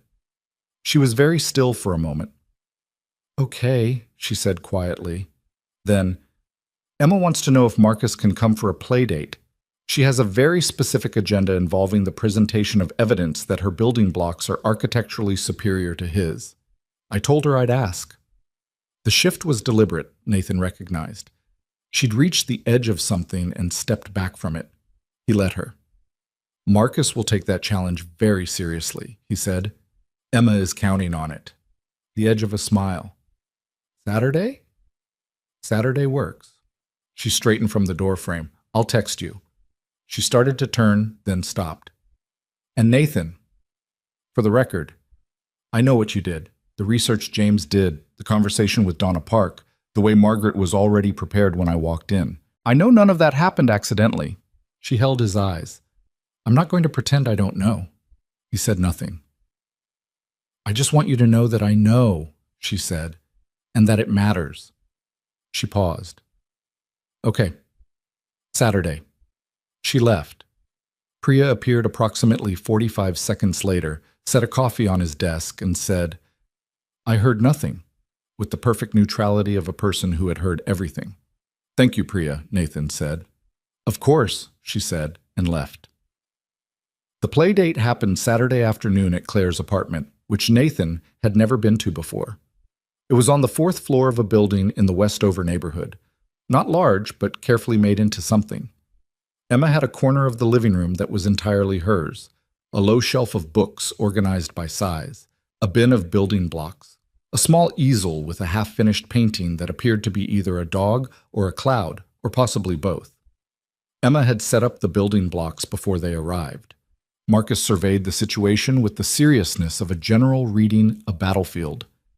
You used a hexagonal base, he said. It's stronger, Emma said. It's more complicated. Stronger is better than simpler, Emma said, with the certainty of a child who has already decided this is a rule. Marcus crouched down to examine the structure at eye level. Okay, he said, in the tone he used when he'd been genuinely impressed but wasn't ready to say so yet. Show me. They disappeared onto the floor, and that was essentially the last coherent sentence either of them directed at an adult for the next 2 hours. Claire made coffee. Her kitchen was small and functional and had a handmade paper calendar on the fridge with Emma's school schedule on it and a drawing taped to the cabinet that appeared to be of a very round dog. Nathan sat at the small kitchen table that was also the only table and watched Claire move around the kitchen with the comfort of someone on her own ground. This is the first time you've been here, she said. It wasn't quite a question. Yeah. I kept the professional wall up pretty firmly. She set 2 mugs on the table and sat down across from him. On purpose. I know. I needed to know the job was real before I let anything else be real. She wrapped her hands around her mug. Does that make sense? It makes complete sense. You never pushed. No. She looked at her coffee. David used to push. Not aggressively, just persistently. Like if he moved things forward fast enough, I wouldn't have time to think about whether I wanted them. She shook her head. I used to think that was romantic. It's easier when things move fast, Nathan said. You don't have to sit with the uncertainty. You're very comfortable with uncertainty. I've had to be. He looked at his mug. When Marcus was 4 and Diane was gone and I had no idea what I was doing, and that was the first time I understood that uncertainty wasn't a problem to be solved. It was just the condition of being a person. He paused. You get better at sitting with it. Or you build walls, Claire said. Or you build walls, he agreed. And then eventually you have to decide whether the wall is protection or just habit. She looked at him directly. Which is this? He didn't look away. I don't know yet. That's an honest answer. It is, she said, and she seemed okay with it. From the living room came the sound of an architectural dispute escalating. Marcus's voice saying, that's not load-bearing, and Emma's voice saying, yes it is, look, followed by a sound that was probably a block tower being restructured rather than collapsed, judging by the absence of the crash. Claire turned to listen, then turned back. She's going to win, she said. He'll claim the result was collaborative. She'll let him. A small smile. Emma's very strategic about letting people save face. She's 5. I know. A fond, tired look. I have no idea where she got it. The afternoon passed the way good afternoons did. Not smoothly, not dramatically, just fully. The kids dismantled and rebuilt 3 different structures and declared the final one a joint achievement with specific credit allocations. Nathan and Claire talked about things that mattered and things that didn't, and didn't keep track of which was which. At 4 o'clock, Emma fell asleep on the couch between one sentence and the next, the way small children do, like a switch being thrown. And Marcus sat quietly with a book Claire lent him and was for once in his life content to be still. Nathan should have left at 5. He left at 6:15 because Claire was in the middle of telling him about the first job she'd ever loved, a small nonprofit she'd worked for in her late 20s, before Emma, before David, an organization that did financial literacy programs for first-generation college students. And he wanted to hear the end of it. The end of it was that the nonprofit had lost its funding and closed, and Claire had been devastated, and she told herself she'd find something with the same purpose again eventually. And then Emma, and then David leaving, and then survival mode, and the eventually had kept getting pushed back. Is that why you went to Calder's firm? Nathan asked. The salary was good enough to feel like you'd earned the delay? She looked at him with the slightly startled expression she got when he'd said something more accurate than she'd prepared for. Yes, she said. That's exactly why. The nonprofit sector is brutal on salaries, he said. It's not a moral failure to need to make money. I know that. But you feel like it was. A little. She looked at Emma, still sleeping, her face relaxed and young and impossible. I feel like if I'd stayed truer to what I actually wanted, I wouldn't have ended up somewhere that... She stopped. You couldn't have known, Nathan said. You took a job at a company that appeared legitimate. The thing that happened to you was done to you. It's not the consequence of a wrong choice. You've told me that before. I'll probably tell you again. Does it stop feeling like my fault eventually? It already isn't your fault. He kept his voice even. The feeling catches up later, but the fact is already true. She held his eyes for a moment. Then she looked away, and her jaw did the thing it did when she was holding something in, and he let her hold it. He didn't try to take it. Richard Calder got the ethics board notification the following Tuesday. Nathan found out on Wednesday when Margaret called to say that Calder's attorney had reached out requesting a preliminary call to discuss the complaint. This was, Margaret explained, not unusual.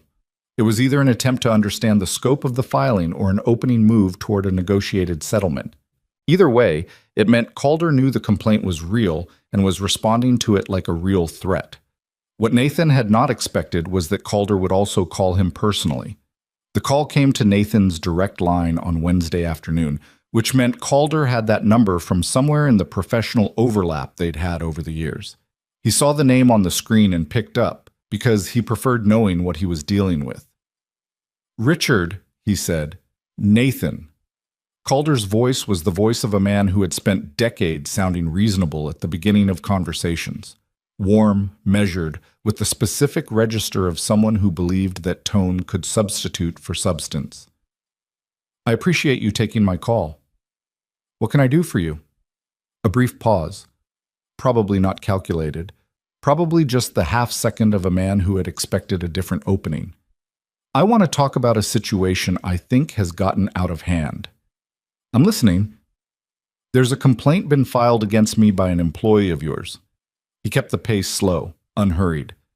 "I have significant concerns about the accuracy of the claims being made, and I wanted to reach out professional to professional before this goes further." "The ethics board is handling the complaint," Nathan said. "That process is independent of me." "I understand that. I'm also aware that you have significant pull with the people involved." "I don't have pull with the ethics board, Richard. That's the point of an ethics board." A longer pause. "Nathan, I've known you professionally for—" "You've known of me professionally," Nathan said. "That's different." He kept his voice even. "I'm not going to tell you what to do with the complaint. That's between you and your attorney and the board. But I'll tell you this directly. I've seen the documentation, and I know about the other cases, and I don't think this is a situation that resolves itself by calling people." Silence on the line. "She's been filing this because she feels abandoned by the people who should have protected her," Calder said, and his voice had dropped into something quieter, something that was supposed to sound like concern. "I've spoken with former colleagues who say she tends toward—" "Stop," Nathan said. It came out harder than he'd intended, and he didn't soften it. "You're not going to have that conversation with me." More silence. "This is a mistake," Calder said, and now the warmth was gone, just gone, like a switch. "I've been in this industry for a long time, Nathan. A long time. And people who make themselves enemies of established—" "I'm not your enemy," Nathan said. "I'm someone who looked at the evidence and found it credible. What happens next is between you and the board." He paused. "I'd advise you to let your attorney do the talking from here."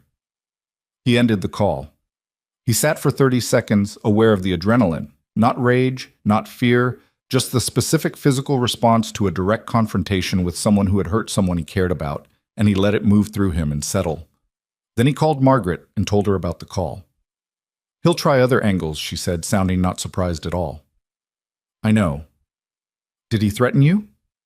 "He started to. He stopped himself. Smart enough to know a recorded threat would be worse." She was quiet for a moment. "Don't take any more calls from him directly. Route everything through us." "Agreed.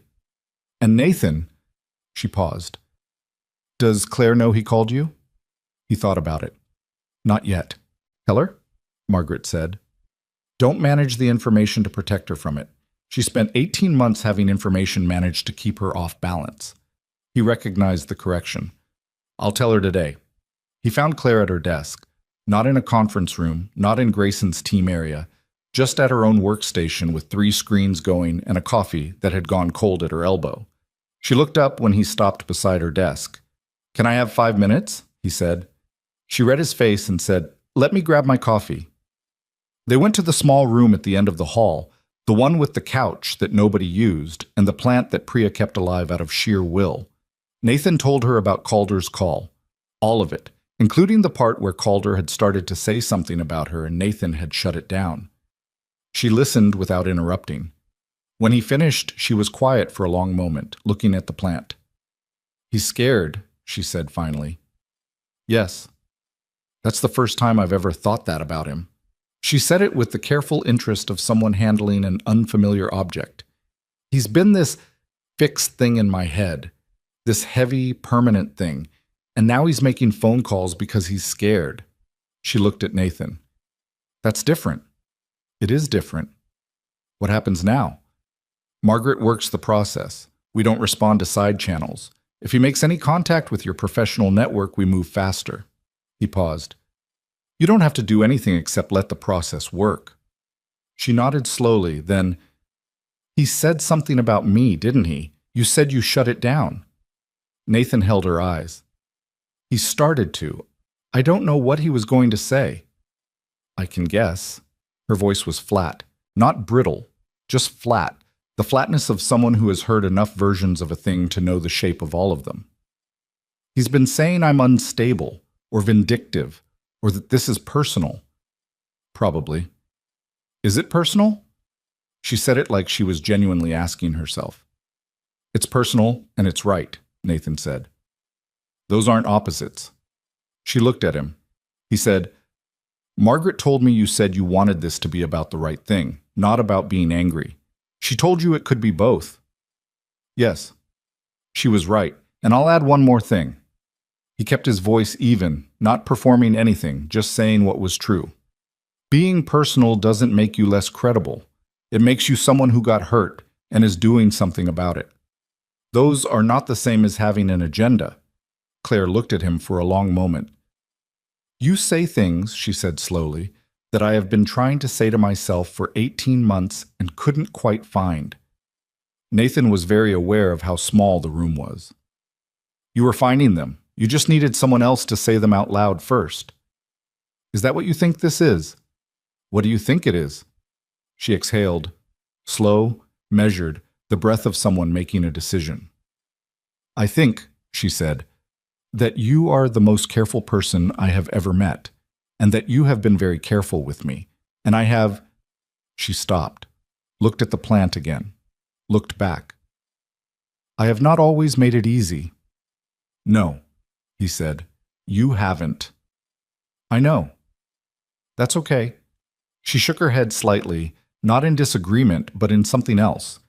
The specific motion of someone reaching the end of a wall they've been walking along and finding that the wall just stops. Nathan, she said. Yeah. She didn't say anything else. She looked at him the way she had looked at the building she'd walked into a year ago, assessing the structural integrity, deciding if it would hold. And then she did something she had not done before. She reached out and put her hand briefly over his. Not a gesture with a meaning attached to it. Not the beginning of something, just contact. Her hand on his for 3 seconds. Then she took it back. Okay, she said quietly. Let Margaret work the process. Let Margaret work the process, he agreed. She stood. She picked up her cold coffee. She left the room. Nathan sat on the unused couch beside the plant that Priya kept alive and looked at the back of his hand. Outside in the hallway, someone was laughing at something. The ordinary afternoon continued. He thought, this is the thing, right here. The thing he hadn't named, hadn't moved toward, hadn't done anything about, because the timing had always been wrong, and Claire had always needed something other than this from him. And now the wall was ending. And he didn't know yet what was on the other side of it, and the uncertainty was enormous and real, and he was, as it turned out, okay with that. He was okay with that. The hand on his had lasted 3 seconds and meant everything and nothing at the same time, and Nathan spent the following week pretending it hadn't happened, which was not dishonest exactly. Nothing had happened, technically, but was also not entirely honest, because something had shifted in the room that afternoon, and they both knew it, and neither of them addressed it directly, which was, Nathan reflected, very much in keeping with how the two of them operated. They were both exceptionally good at not saying things. January moved the way January did in a city that had given up on winter being anything but gray. Cold that wasn't dramatic enough to be interesting, light that arrived late and left early, the general low-grade feeling that the calendar had made a commitment it wasn't prepared to keep. Nathan threw himself into the first quarter with the focus he always brought to the beginning of a year, which was the particular focus of a man who used structure to manage the parts of his inner life that didn't have structure yet. The ethics board process was moving. Margaret gave him updates that were deliberately brief and factual. 2 supporting statements now, not one, both from women who had worked with Calder and been willing, finally, to say so in writing. The board had confirmed receipt and opened a formal inquiry. Calder's legal team had stopped making calls through side channels and was communicating only through official process, which Margaret said meant they'd been told to stop freelancing. Claire knew all of this. Margaret called her directly, as promised, keeping Nathan in a separate lane from the information so that Claire received it as her own news, not filtered through him. It was the right structure, and he appreciated that Margaret had held it without being reminded. What he didn't know, until Sylvia told him on a Thursday morning, was that Claire had been approached by a journalist. He looked up from his screen. When? Tuesday. Someone from a business publication, not one of the major outlets, a mid-tier industry one. They'd heard about the ethics board filing and wanted a comment. Sylvia sat down without being invited. She didn't respond to the initial email. She forwarded it to Margaret instead. Good. Yes. Sylvia paused. She also came to me before she went to Margaret. She wanted to know if responding, not to that reporter, but in general, at some point, would create a problem for the firm. Nathan looked at her. What did you tell her? I told her that her story was hers to tell or not tell, and that the firm's communications team would support whatever she decided, and that she should make the decision based on what she needed, not on what was convenient for us. Sylvia held his gaze steadily. I want you to know I said that. I'm glad you did.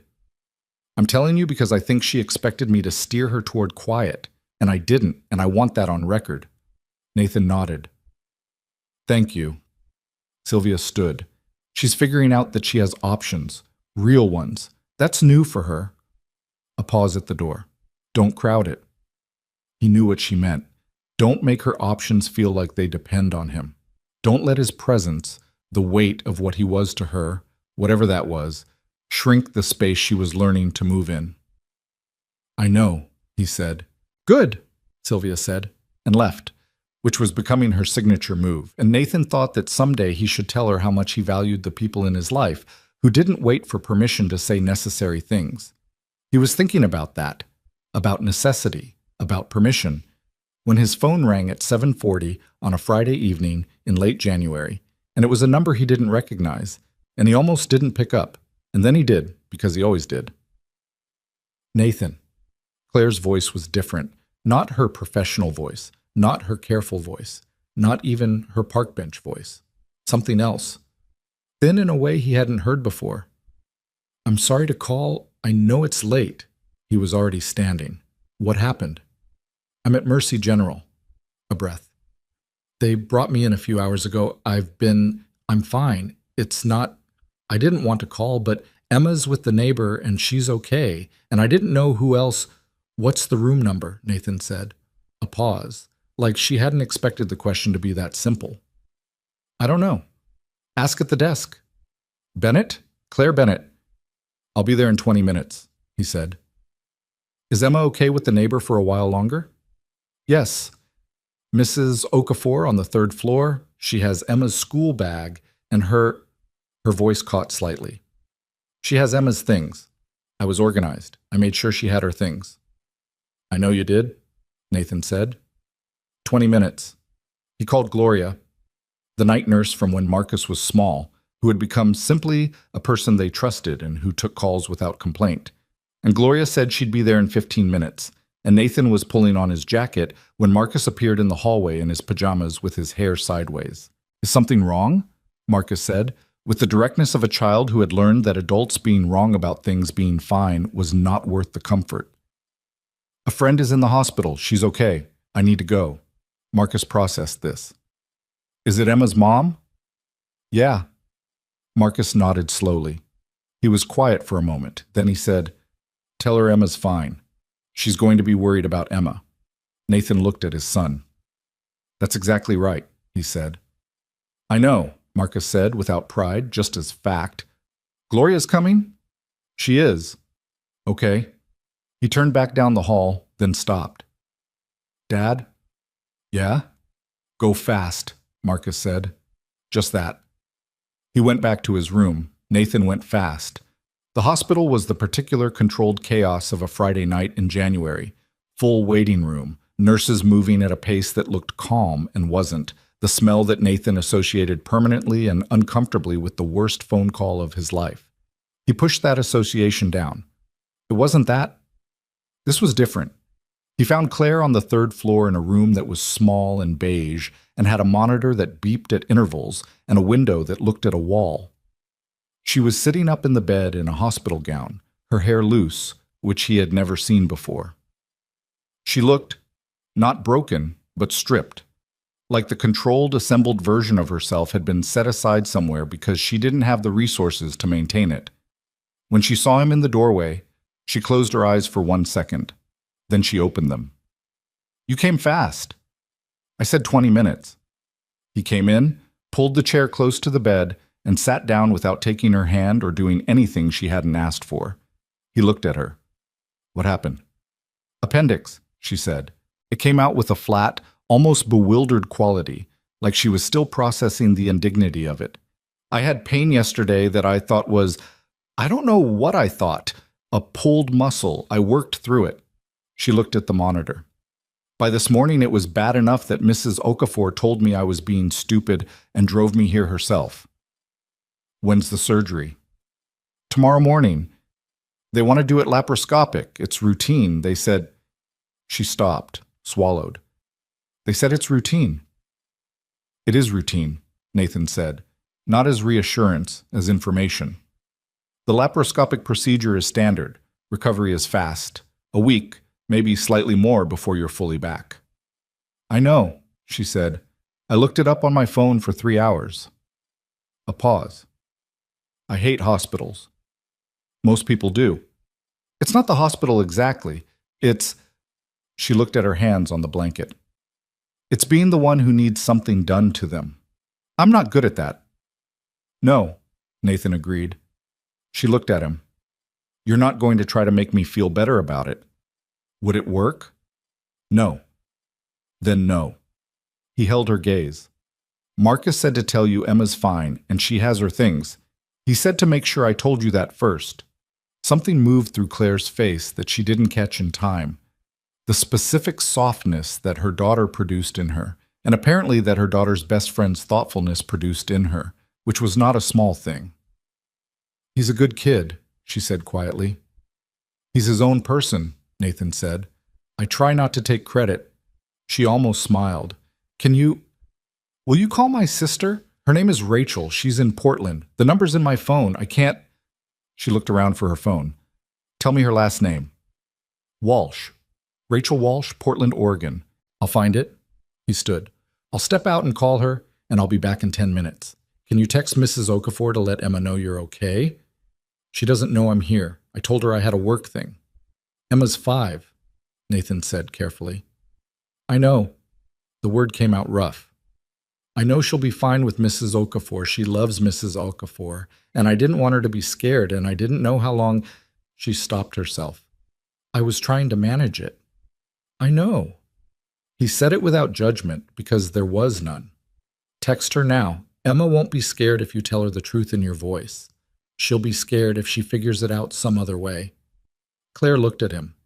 Since when do you know that about my kid? Since I have my own kid, he said.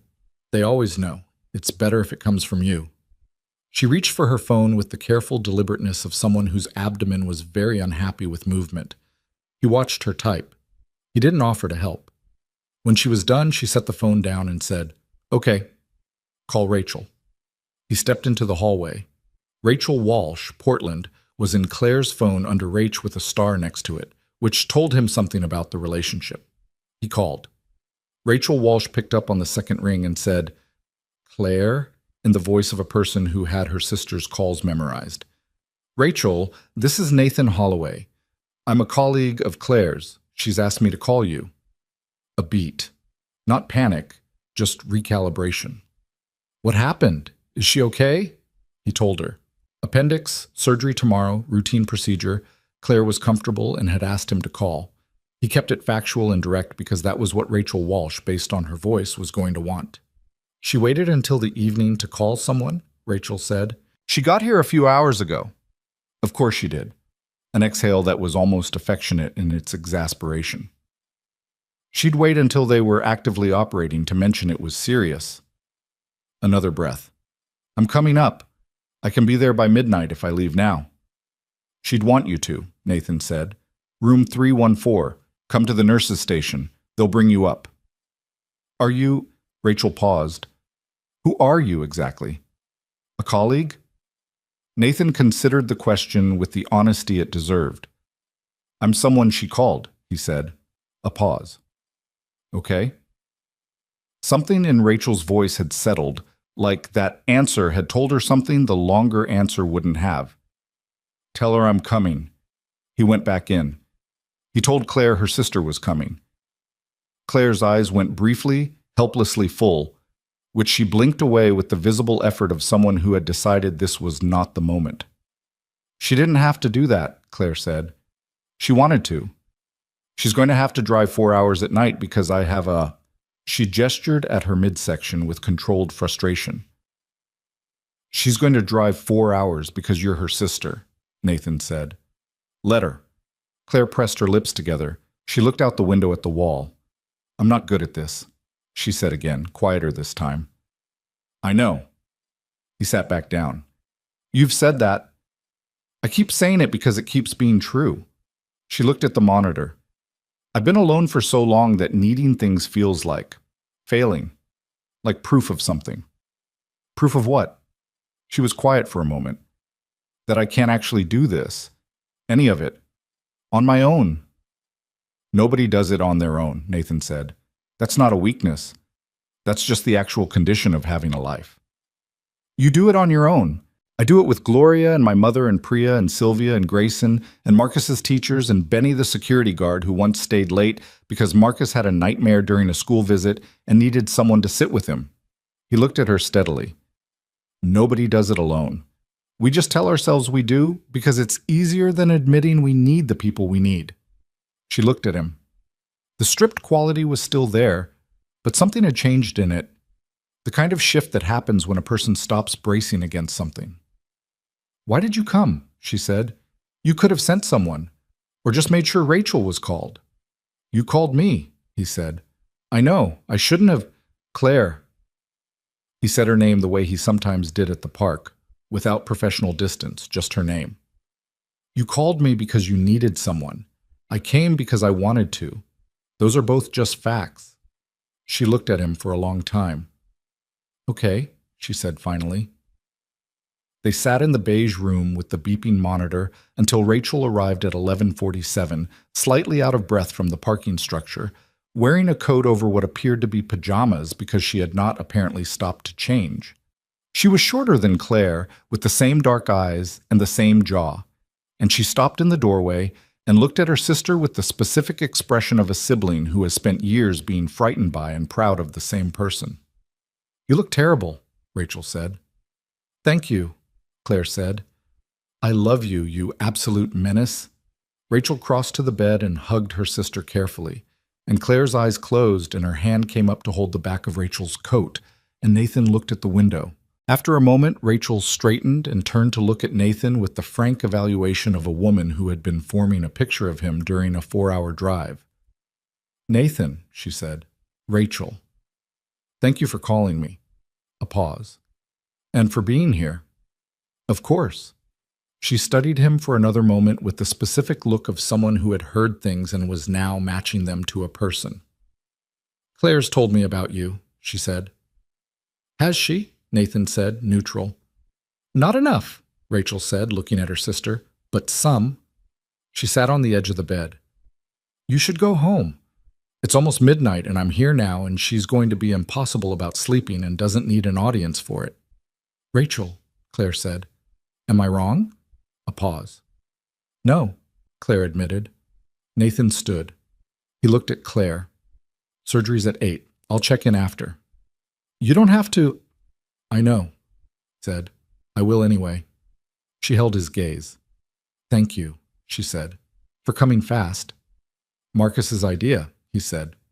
She almost laughed. It didn't quite make it, but it got close. He nodded to Rachel and left. In the elevator going down, he leaned against the wall and let himself be tired for a moment. The particular tired of adrenaline wearing off, of being needed and showing up, and of sitting in a hospital room where the beeping monitor reminded him of other rooms and he hadn't let it stop him. He texted Marcus. She's okay. Rachel is with her. Going home. The response came back in 40 seconds. Good. I left the hall light on. He stood in the elevator and felt something enormous and simple at once. The surgery went smoothly. He knew because Margaret called at 9:15 in the morning, not because she'd been monitoring the situation, but because Rachel had called the office number looking for Nathan's cell, and Priya had relayed the message, which told Nathan that Rachel had his office number from somewhere and hadn't had his cell, which he immediately corrected by texting Rachel directly. Rachel texted back. She's out and annoyed, which means she's fine. Thank you for last night. He was in a meeting when the text came. He read it twice, told himself to put the phone away, and then told Priya to reschedule the 10:30. He went to the hospital at noon with coffee, real coffee, from the place with the mismatched chairs, not the hospital cafeteria, and Claire's laptop, which Rachel had asked him to retrieve from Claire's apartment because Claire had apparently decided she was going to work from the hospital bed, and Rachel had apparently decided to enable this on the grounds that having something to do would make her easier to manage. He understood both positions completely. Claire was sitting up when he came in, looking more like herself. Still pale, still tired, but the assembled quality was back, slightly, like she'd put on a partial version of it just to have something. Rachel was in the chair by the window, with a book. "You brought my laptop," Claire said, as if he'd done something that required explanation. "Rachel asked me to." Rachel, without looking up from her book. "Don't blame me. She said you were going to try to work and that having the laptop was better than you trying to use your phone." "That's true," Claire said. "I have a deck revision due Thursday." "You had appendix surgery this morning," Nathan said. "I know when I had it." She accepted the coffee with both hands and closed her eyes briefly at the smell.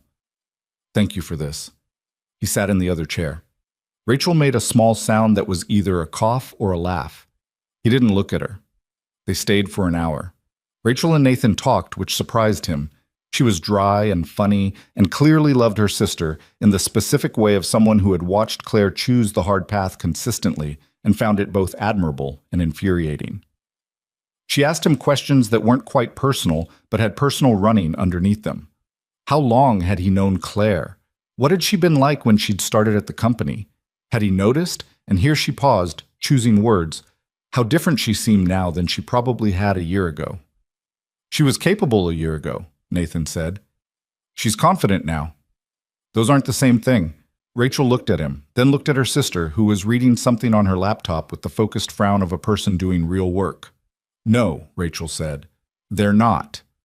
Claire was discharged 2 days later with a list of restrictions that she read thoroughly, and then ranked by how inconvenient they were, which Rachel reported to Nathan via text, with the comment she made an actual ranked list. "I need you to know this." Nathan replied, "That sounds right," and Rachel sent back a laughing emoji, and then a pause, and then, "She's going to be okay, right? Not the surgery. You know what I mean." He stared at the text for a moment. "Yes," he wrote. "She is." "Good," Rachel wrote. "She deserves it. She's been fighting for so long she forgot she's also allowed to just have things." He thought about that for a long time. Rachel went back to Portland on the 4th day, on a morning that Claire described as fine, and Rachel described to Nathan privately as not fine, but necessary, because Claire needs to do the last part herself, and she knows it. They had the specific understanding of sisters who had figured out exactly how much of each other's business they were actually in. Claire worked from home for a week. Nathan did not go to her apartment, which was correct and also cost him something, and he knew Grayson checked in twice about the Thursday deck, and Claire sent it in by Wednesday, because of course she did. What he didn't expect was the phone call on the 8th day. Not a work call, a personal one, to his cell, on a Wednesday evening when he was in the kitchen trying to remember if he'd bought pasta, and Marcus was doing homework at the table with the focused expression of a child who is definitely not actually doing homework. "Hi," Claire said. "Hi." He leaned against the counter. "How are you feeling?" "Better. Really better. Not claiming to be better." A pause. "I've been thinking." He waited. "I've been thinking about what you said in the hospital, about nobody doing it alone." Another pause. "And about what I said about needing things feeling like failing." "I remember." "I don't want to feel that way anymore," she said. "I've been trying to figure out when I started feeling that way, and I think it was a long time before David, even.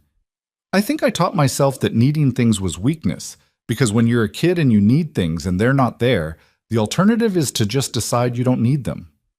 She said it like she'd been sitting with it for days, which she had. And that works when you're a kid. It stops working at some point. Nathan was looking at Marcus's homework without seeing it. "When does it stop working?" he asked. "When someone keeps showing up," she said, "without being asked, without making you feel like you owe them for it." A breath. You've been doing that for a year. I kept waiting for the part where it became something else, where there was a cost I hadn't read in the contract, and there wasn't one. No, he said. I know that now. A pause. I think I've known it for a while. I just needed to catch up to what I knew. Marcus looked up from his homework, or his non-homework, and looked at his father standing at the kitchen counter with a phone to his ear. His expression was the reading the room expression, the one Nathan had been seeing since Marcus was about 4. Nathan turned slightly toward the window. Claire, he said. Yeah. I need to tell you something. Okay. He looked at the dark backyard, at the oak tree that Marcus had planted with him 3 summers ago from a seed, which was now approximately 2 feet tall and had been the subject of significant optimism from both of them. He thought about park benches and menu cards and cold coffee, and a woman learning to laugh again at something unguarded. I have thought about you almost every day since October, he said. Not as a situation that needed managing, not as someone I was helping, just you. He paused. I want to be clear about that, because I've been careful about being clear with you about things, and this seems like something I should be clear about. The kitchen was very quiet. Marcus had gone completely still at the table. I know, Claire said, and her voice was different. Not thinner, not careful, just real. I've been thinking about you that way too. A breath. I wasn't ready to say it. I'm saying it now. Okay, Nathan said. Okay, she said. So, now we both know. Now we both know. A pause that was not uncomfortable, just full. I should let you get back to whatever you were doing, she said. Marcus is pretending to do homework. She laughed. The real kind, the unguarded one. Tell him the hexagonal base thing works on triangles, too. He can test it when Emma's done being annoyed about being cooped up. I'll tell him. He could hear her smiling in the silence. Good night, Claire. Good night, Nathan. He hung up. He turned around. Marcus was looking at him with the flat, precise gaze of a child who understood everything that had just happened and was currently computing its implications. That was Emma's mom, Marcus said. Yes. Is she better? She's better.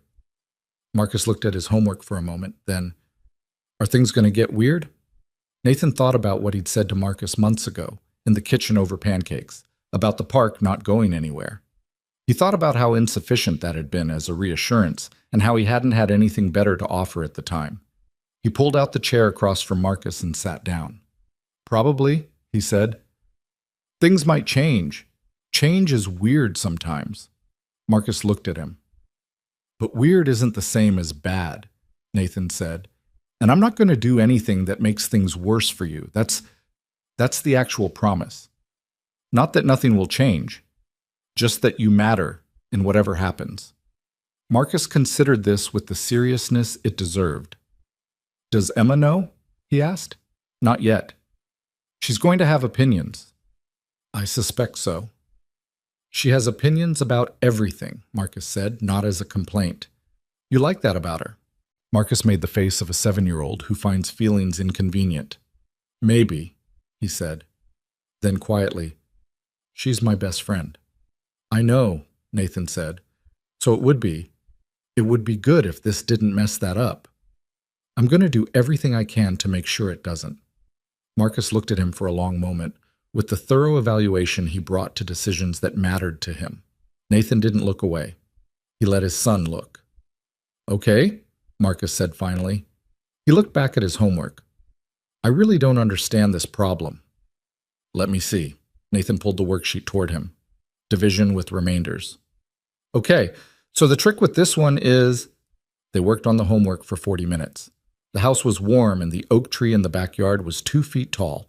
And somewhere across the city, Claire Bennett was sitting in her apartment, feeling better, really better, and Marcus got 4 out of 5 problems right, and was annoyed about the 5th one, until Nathan showed him where the calculation had gone sideways, and then he was satisfied in the specific way of a kid who wants to understand the mistake, not just know the answer.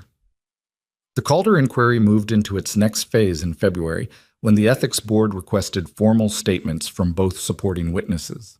Margaret walked Claire through the process with the methodical care that had characterized everything she did, and Claire produced her statement in 3 days, thorough, specific, organized in the same way the notebook had been organized, the way Claire organized everything that mattered to her. Nathan read it once, with her permission, in Margaret's office, while Claire sat across the table and watched him read. When he was done, he looked up. "It's good," he said. "It's accurate," she said. "Both," he said. She nodded. She gathered the papers. She thanked Margaret, and she and Nathan walked out of the building into the February cold, and they stood on the sidewalk for a moment in the specific way of two people who have concluded the official part of the day and are deciding what comes next. "Dinner?" Nathan said. "Not a work dinner. Not a scheduled thing with Sylvia or Grayson present, just the word offered plainly, and the question under it that they both understood." Claire looked at him. "Not tonight," she said. "Emma's home, and I told her I'd be back by 6. "Okay? But—" She looked at him.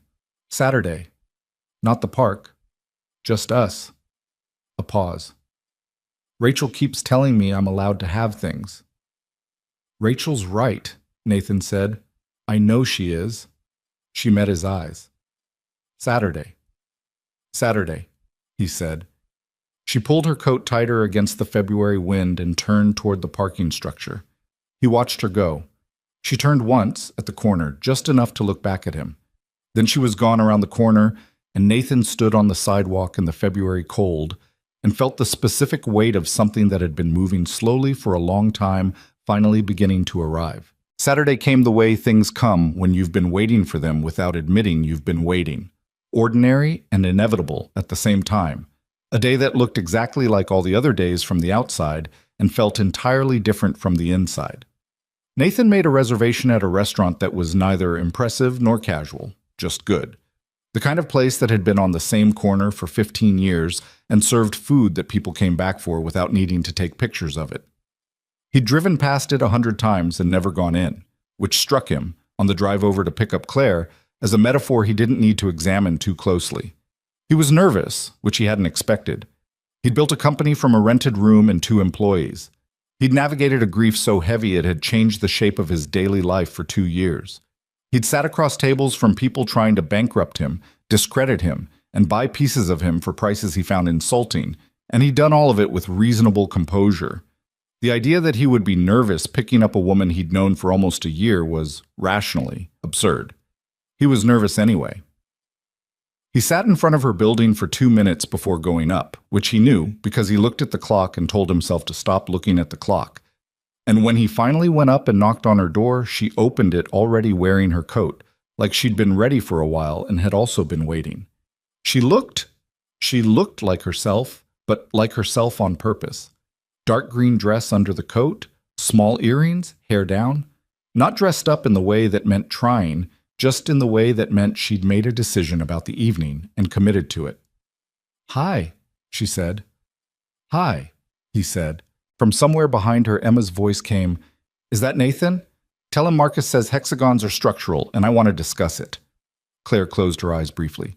"She's been saving that." "I'll tell him," Nathan said. "Mrs. Okafor's coming at 7, Claire told the room behind her, and Emma said, "I know," and then appeared in the hallway at approximately knee-height, wearing a shirt with a dog on it and the serious expression of a child with a genuine agenda. "Tell Marcus," Emma said to Nathan, with the gravity of a diplomat delivering a formal communication, "that I built a hexagonal base out of the couch cushions and it held 4 books." "That's impressive," Nathan said. "4 heavy books," Emma said. "Tell him." "I'll tell him exactly that." Emma studied him for a moment with the thorough, fearless assessment of a 5-year-old who had not yet learned to be subtle about looking at people. Then she seemed to reach a conclusion and went back to whatever she'd been doing. Claire was watching her daughter with the expression that Nathan had spent months recognizing and still hadn't fully gotten used to. The one that was all the things she was, compressed into something that had no words. "She approves," Claire said quietly. "Of hexagons." "Of you." She picked up her bag. "She told me last week that you're one of the people she likes because you don't talk to her like she's little." Nathan thought about Emma, who was 5 going on 45 and had opinions on structural engineering. "She's not little," he said. "No," Claire said. "She's really not." They went to dinner. The restaurant was good in exactly the way Nathan had expected. Warm without being precious. The kind of noise level where you could talk and be heard. They were given a corner table without his asking, which might have been luck and might have been the hostess reading the situation, and they sat across from each other with the menus and the slight formality of a first real date that was also, in every way that mattered, not a first anything. "This is strange," Claire said, looking at her menu. "Which part?" "I know you very well, and I've never had dinner with you." She set the menu down. "I know you read reports starting from the last page backward. I know you drink your coffee too fast and then complain it's cold. I know you save Marcus's drawings in the left drawer of your desk, and you think no one has noticed." She met his eyes. "And I've never had dinner with you." "I noticed you save Emma's drawings in the front pocket of your laptop bag," he said, "and fold the corners so they don't crease." She blinked. "When did you see that?" "Conference room B, the plant." A pause. Then she laughed. The real kind. The one that came from somewhere unguarded. "We've been paying attention." "For a while," he agreed. They ordered, they talked, not about work, not about Calder, not about the ethics board or the legal process or anything with a case number attached to it. They talked about his mother in Phoenix, who grew tomatoes with a commitment that bordered on competitive sport and had never, in 20 years of attempting, successfully grown a pepper. They talked about how Claire had come to the city in the first place, following a job opportunity at 26, intending to stay 2 years, and had instead stayed because the city had a specific quality at the end of summer, the light in August, the particular temperature of the evenings, that she'd never been able to explain to anyone from somewhere else, and had also never been able to leave. Nathan understood this. He'd grown up here. He'd never had to explain why he'd stayed because leaving had never genuinely occurred to him. "Did you always want to build a company?" Claire asked, at some point between the first course and the second. "I wanted to build something," he said. The company was the shape the building took. He turned his glass slowly. "When you grow up without much, you spend a lot of time thinking about what security actually looks like. I thought for a long time it was money. It's not money." "What is it?" "Having people you trust in the room with you," he said. "Having work that matters to you. Having somewhere to go home to that's actually home." He paused. "It took me an embarrassingly long time to understand that." "You're 32, Claire said. That's not embarrassingly long. I know people who figured it out at 25.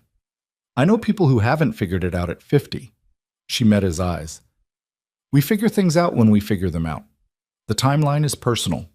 He looked at her. "You're much more generous about that than you are about yourself." She didn't look away. "I'm working on it." The evening moved the way good evenings move. Not quickly, not slowly, just at its own pace, the way a conversation does when neither person is watching the clock or managing the impression they're making. There was a moment, somewhere near the end of dinner, when Claire was talking about the nonprofit she'd loved in her late 20s, the financial literacy program that had lost its funding, and she said, "I never really let go of what that work was." And Nathan said, "You shouldn't have to let go of it." And she looked at him with the question already forming. "After everything settles," he said carefully, "Holloway Consulting has a community investment arm that we've been building out.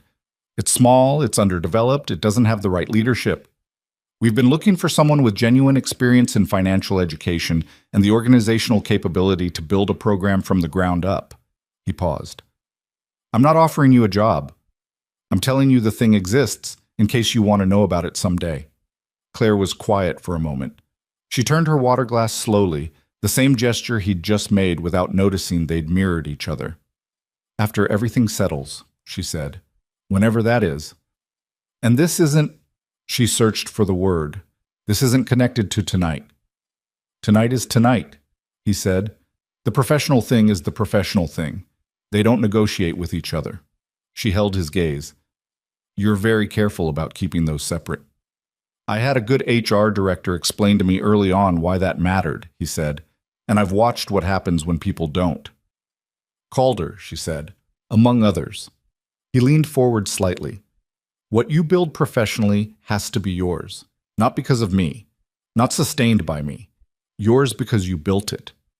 She looked at him for a long moment, and in her eyes there was something that had been tightly coiled for as long as he'd known her slowly beginning, finally, to release. I believe you, she said, and the way she said it meant completely, which she hadn't said to anyone in a long time, and she was saying it now. They walked after dinner. The February night was cold and clear in the specific way that makes a city look like itself. The lights on the water, the particular geometry of buildings against a dark sky. They walked without deciding where, which Nathan couldn't remember the last time he'd done, just walked and talked and occasionally didn't talk, and at some point he reached for her hand and she let him take it, and they kept walking. It was not a dramatic moment. Nobody would make a movie of it. A man and a woman walking along the riverside on a cold February night, both of them slightly imperfect and carrying things, both of them learning how to put some of those things down. But it was real, and it was theirs, and those two things were enough. The Ethics Board issued its formal findings in March, on a Tuesday, in the language of institutional documents, which was deliberate and understated and nonetheless entirely clear. The board found Richard Calder's conduct, across 3 documented cases, with supporting statements from 2 former employees and a comprehensive evidentiary record compiled primarily by Claire, augmented by James Chen's research, to constitute systematic violations of professional conduct standards. His membership in the Industry Association was suspended pending a full disciplinary review. The findings were a matter of public record, which meant they were searchable, which meant that anyone who heard his name and looked would find them. It was not a criminal prosecution. It was not a complete accounting of everything he had done. The 2 women who had settled under NDA could not speak publicly, and that limitation was real, and Claire understood it and felt it, the knowledge that 2 people's stories would stay half told because of agreements signed years ago when they'd had no other options. But what had happened to Claire was documented, on the record, permanent. Her name was attached to a finding that said, she told the truth. Margaret called her at 9 that morning, and Claire called Nathan at 9:15. It's done, she said. The same word she'd used in January when the filing went in, but her voice was entirely different now. Not tight, not controlled, just real. It's actually done. I know, Nathan said. Margaret called me too. I don't know what I expected to feel. A pause. I thought I'd feel bigger, like something exploded or resolved or... I don't know, it's quieter than I thought. Big things usually are, Nathan said. The movies get that wrong. Yeah. A breath. I'm at my desk. I should go back to the Harmon proposal. Probably. I just wanted to tell you directly. I know. He paused. Claire. Yeah. How do you actually feel? Silence for a moment. Like I can stop listening for him behind me, she said quietly. That's what it feels like I can stop checking over my shoulder. Good, Nathan said. Yeah, she said. It really is. She went back to the Harmon proposal. Nathan sat at his desk and looked out at the March sky, which had finally made up its mind to be spring, and thought about what it meant to be done listening for something that had been there for so long it had become part of the ambient noise of a person's life. He thought it probably took time. Even when the thing was gone, you kept listening for a while. The nervous system didn't get the memo as fast as the mind did, but eventually the checking stopped. Eventually the listening found nothing, enough times that it started to believe in the quiet. He hoped that for her. He believed it was coming. Thomas Grayson knocked on his doorframe that afternoon. Have you seen the Harmon proposal Claire sent over? Grayson said. Not yet. She restructured the entire risk analysis section, and it's better than what I had. He said this with the flat certainty of a man who was comfortable acknowledging when someone on his team had outperformed him, which was one of the things Nathan had always valued in Grayson. I want to talk to you about a senior role on the team. She's been doing senior work for months. Have you talked to her about it? I wanted to flag it with you first. Nathan shook his head. Talk to her first. It's her decision. Then we can structure the conversation about title and compensation. Grayson looked at him. You always do that. What? Send me back to the person. He leaned on the doorframe. Most people at your level talk about staff like they're pieces on a board. They're not pieces on a board, Nathan said. They're the reason the board is worth anything. Grayson was quiet for a moment. I'll talk to her, he said. He started to leave, then stopped.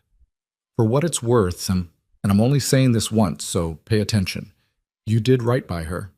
When you brought her in, whatever that was about, whatever it is now. He looked at Nathan with the directness that had always characterized him. You did right by her.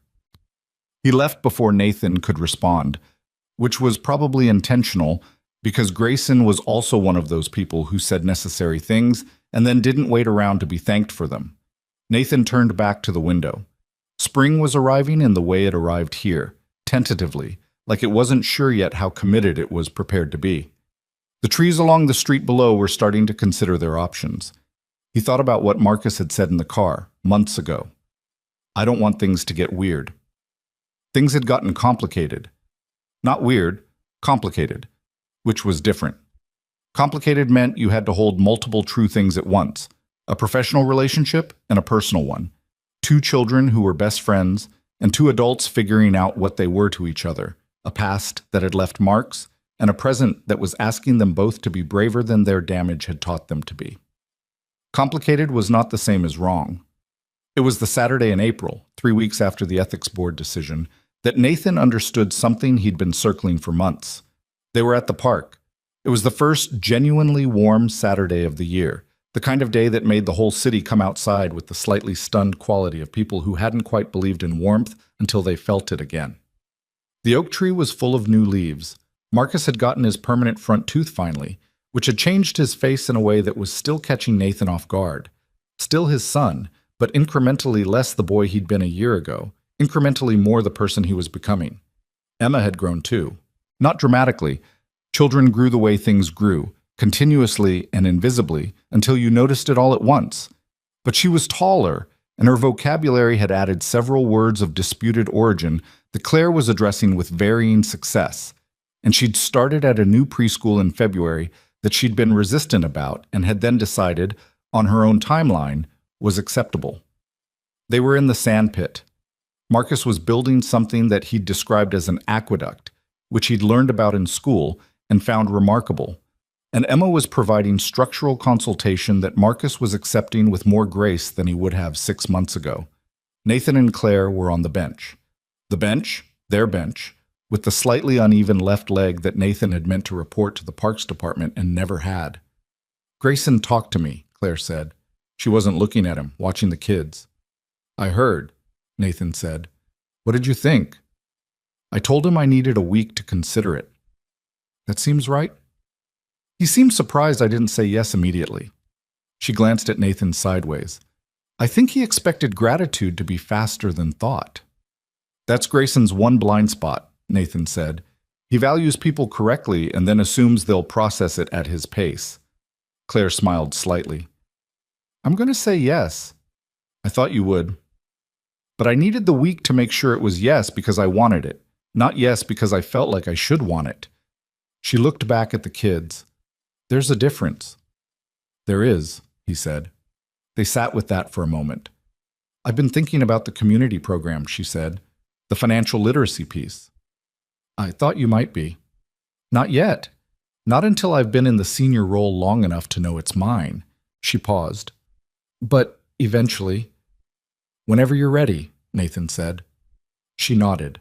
She was quiet for a moment, and then she said something that she'd clearly been thinking about for more than this morning.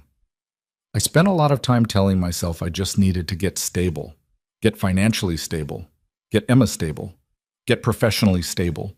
Like stability was the goal, and everything else came after. She watched Emma redirect Marcus's aqueduct with one firm suggestion and Marcus's consideration of it. But stability isn't the ceiling. I think I made it the ceiling. What's the ceiling? He asked. She was quiet for long enough that he didn't rush it. Having something that's actually mine, she said. Not surviving, not managing, actually having. She turned to look at him. That sounds obvious. It's not obvious when you've been in survival mode, he said. When you're in it, having is a luxury. Surviving is the whole job. And then the surviving works, and you forget to switch modes. She shook her head slowly.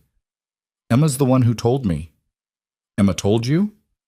She said, we were at breakfast last month and she said, Mama, you look happy today. You should look happy more.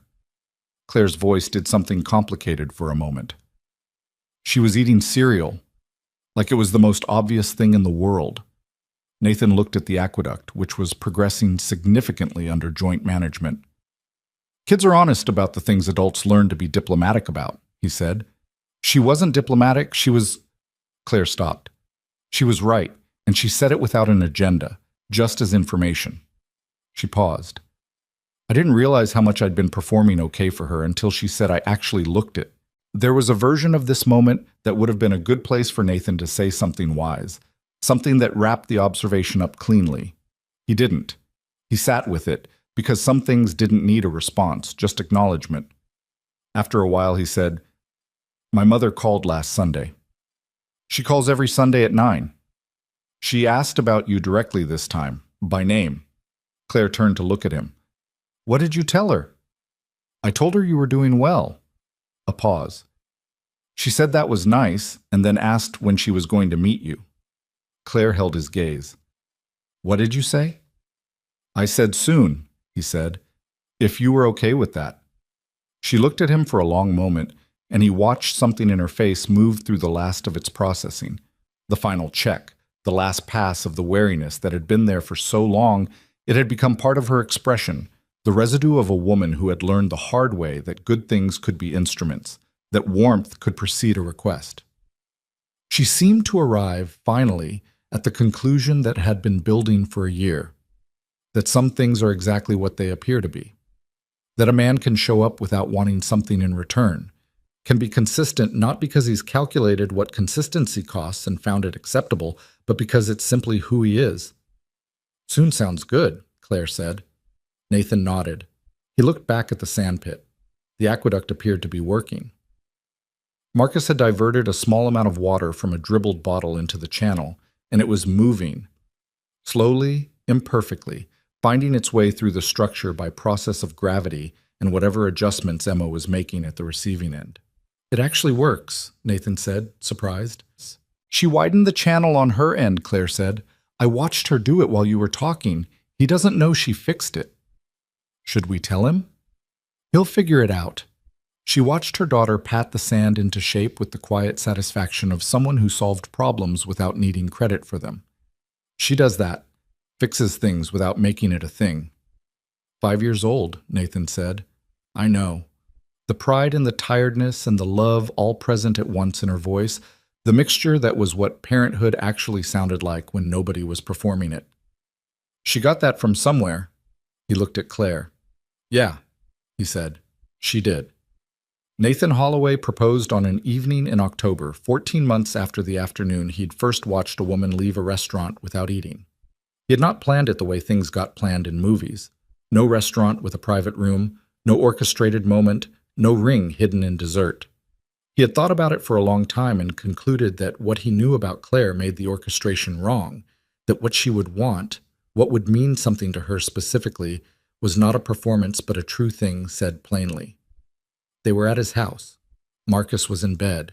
Emma was asleep on the couch under the blanket she'd claimed as hers over the course of 6 months of sleepovers, her face as young as gravity and sleep, the worry she didn't know she carried released for the night. The dishes from dinner were done. The house was quiet in the way it got on autumn evenings when everyone in it had eaten and was warm and accounted for. Claire was at the kitchen table with a book she wasn't reading, the same way she sometimes sat with a book when her mind was somewhere else, and Nathan sat across from her with his coffee, and after a while he set the coffee down. I want to marry you, he said. She looked up, not startled. She'd heard him. She was just looking at him to make sure she'd heard what she thought she heard. I've thought about it for a long time, he said, and I'm not good at not saying true things when I know they're true, so I'm saying it. I want to marry you. I want to do this. He gestured at the kitchen, at the table, at the blanket-covered kid on the couch visible through the doorway, as something we do together, as the actual structure of our lives. He paused. You don't have to answer now. I just needed to say it while it was true. Claire set the book down. She looked at him for a long moment with the full evaluating attention that he had come to know was not uncertainty but honesty. She did not spend it to be polite. She spent it on things that deserved it. "I'm still learning to have things," she said. "I know. I'm still—" She stopped. Started again. "There are mornings where I wake up and check whether Emma's okay, and whether the rent is covered, and whether my job is still real, and I have to remind myself that the answer to all of those is yes, and has been yes for a long time." She looked at her hands on the table. "I'm still catching up to the yes." "I know," he said. "I'm not asking you to be caught up. I'm asking if you want to catch up with me instead of by yourself." She looked at him. "I'm not perfect at this," she said. "I'm not going to be. I'm going to close off sometimes and take too long to ask for things and be stubborn about problems I should let someone help me with." "I know," he said for the third time. "You know," she said, "I've been paying attention for a year," he said. "Those aren't surprises. Those are just you." The kitchen was quiet. From the living room came Emma's small sleeping sounds. From upstairs, silence, which was Marcus sleeping, which was the particular silence of a child whose body had spent the day fully and was now completely checked out. Claire looked at Nathan with her whole face, nothing managed, nothing assembled. "Yes," she said, "simple, just that." He reached across the table and she took his hand. They sat there for a while in the kitchen, in the quiet, without making it into something more than it was. Two people who had been broken by different things, who had found each other in the ordinary sideways way that real things happened, and who had said yes to the difficulty and the complication and the full realness of trying to build something with another human being. Nathan had a ring. He'd bought it 2 weeks earlier. Nothing enormous, nothing that made a statement, a thing she could wear to work without it feeling like a costume. He'd had it in his jacket pocket since Thursday. He went and got it from his jacket. He came back and set it on the table. Claire looked at it, picked it up, turned it in the light. "It doesn't have an inscription," she said. "I thought you'd want to choose it." She looked at him over the ring. "That's either very thoughtful or you ran out of ideas." "Both," he said. She put it on. She looked at her hand the way people did in the first moment, still getting used to the new fact of it. "It fits," she said. "I borrowed one of your rings to size it," he said, "from the dish on your dresser. Rachel helped." Claire's eyes went slightly wide. Rachel knew. For 3 weeks, she was extremely difficult to swear to secrecy. "I cannot believe she—" Claire started laughing. The real kind, fully unguarded, the one that had taken months to arrive and now arrived easily. "She asked me last week if I was happy, completely out of nowhere, just called and asked if I was happy." "What did you say?" "I said yes." The laughter quieted into something softer.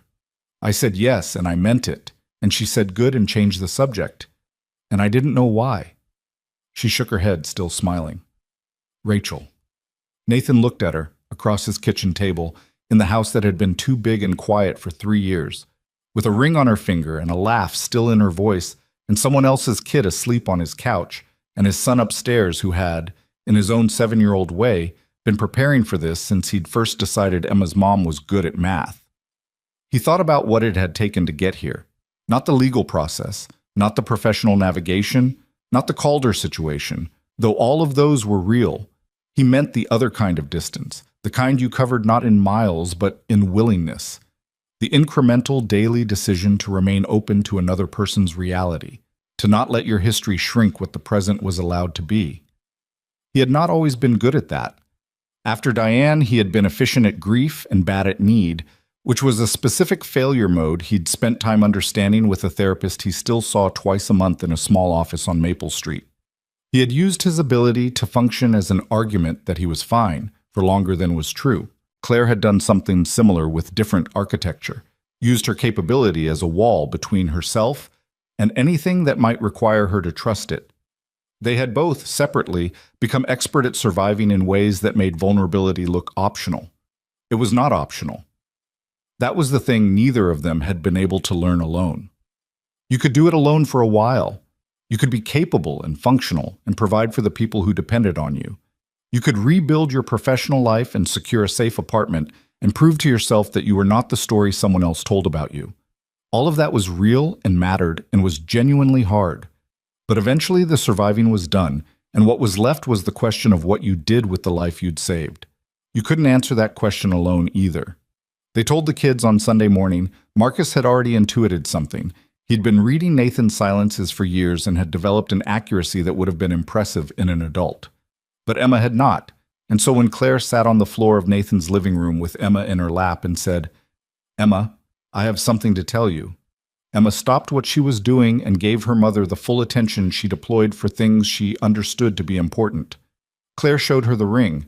Emma looked at it for a long moment.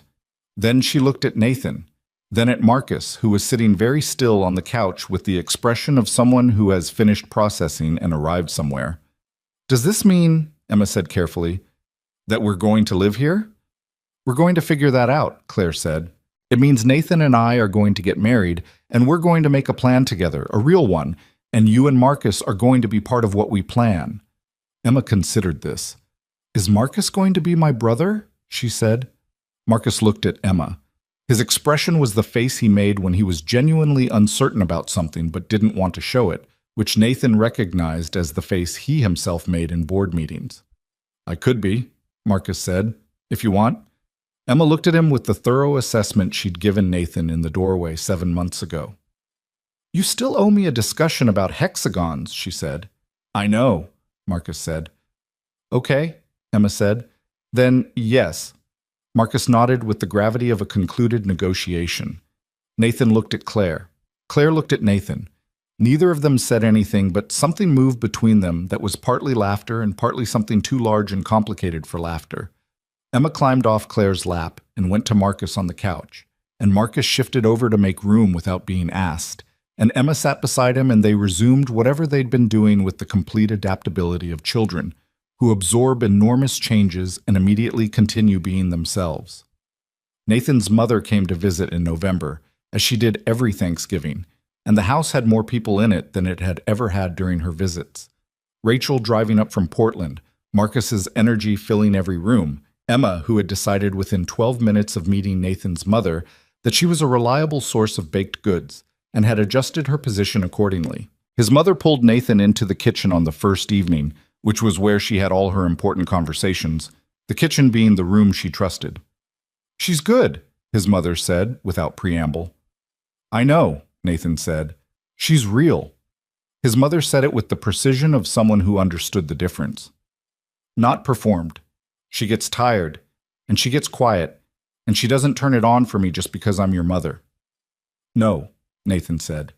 "She doesn't do that." "Good." His mother picked up a dish towel and then put it down again without using it, which was something she did when she was actually trying to say something else. "You seem like yourself again." Nathan looked at his mother.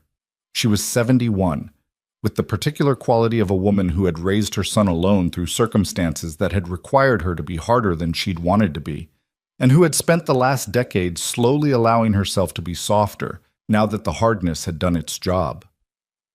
"I'm better than myself," he said. His mother looked at him. Her eyes did what they did sometimes, the thing she'd never quite managed to stop, the involuntary honest response to something that mattered.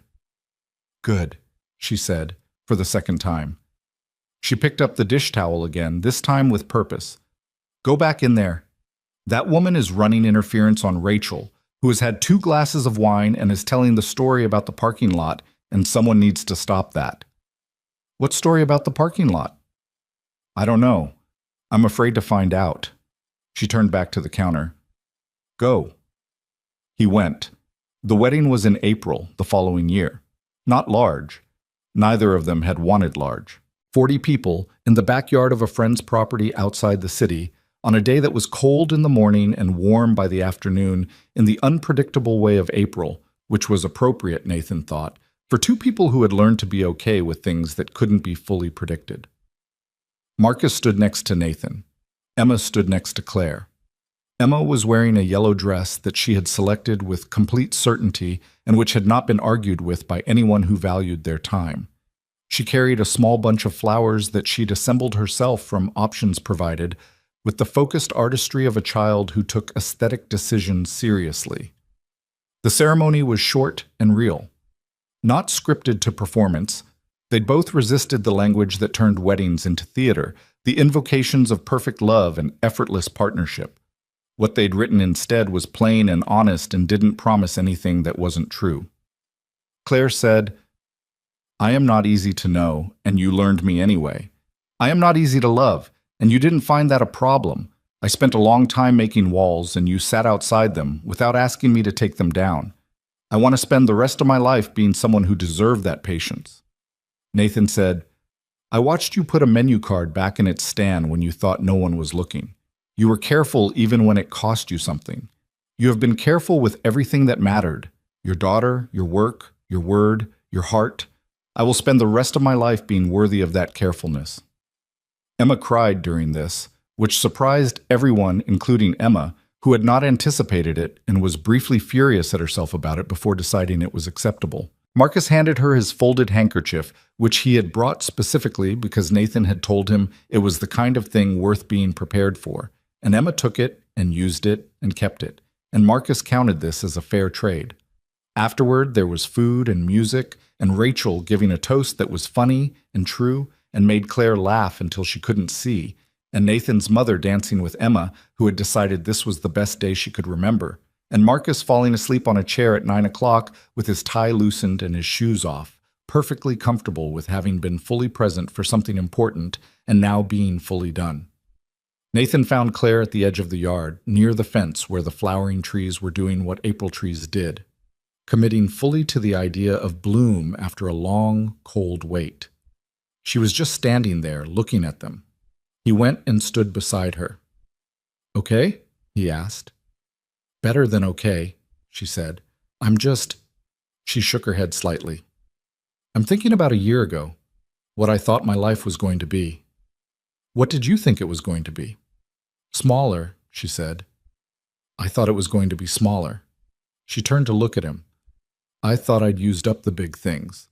He thought about the 22-year-old version of himself in a rented office with 2 employees and a belief that felt like arrogance, but was actually just a refusal to accept the ceiling he'd been given.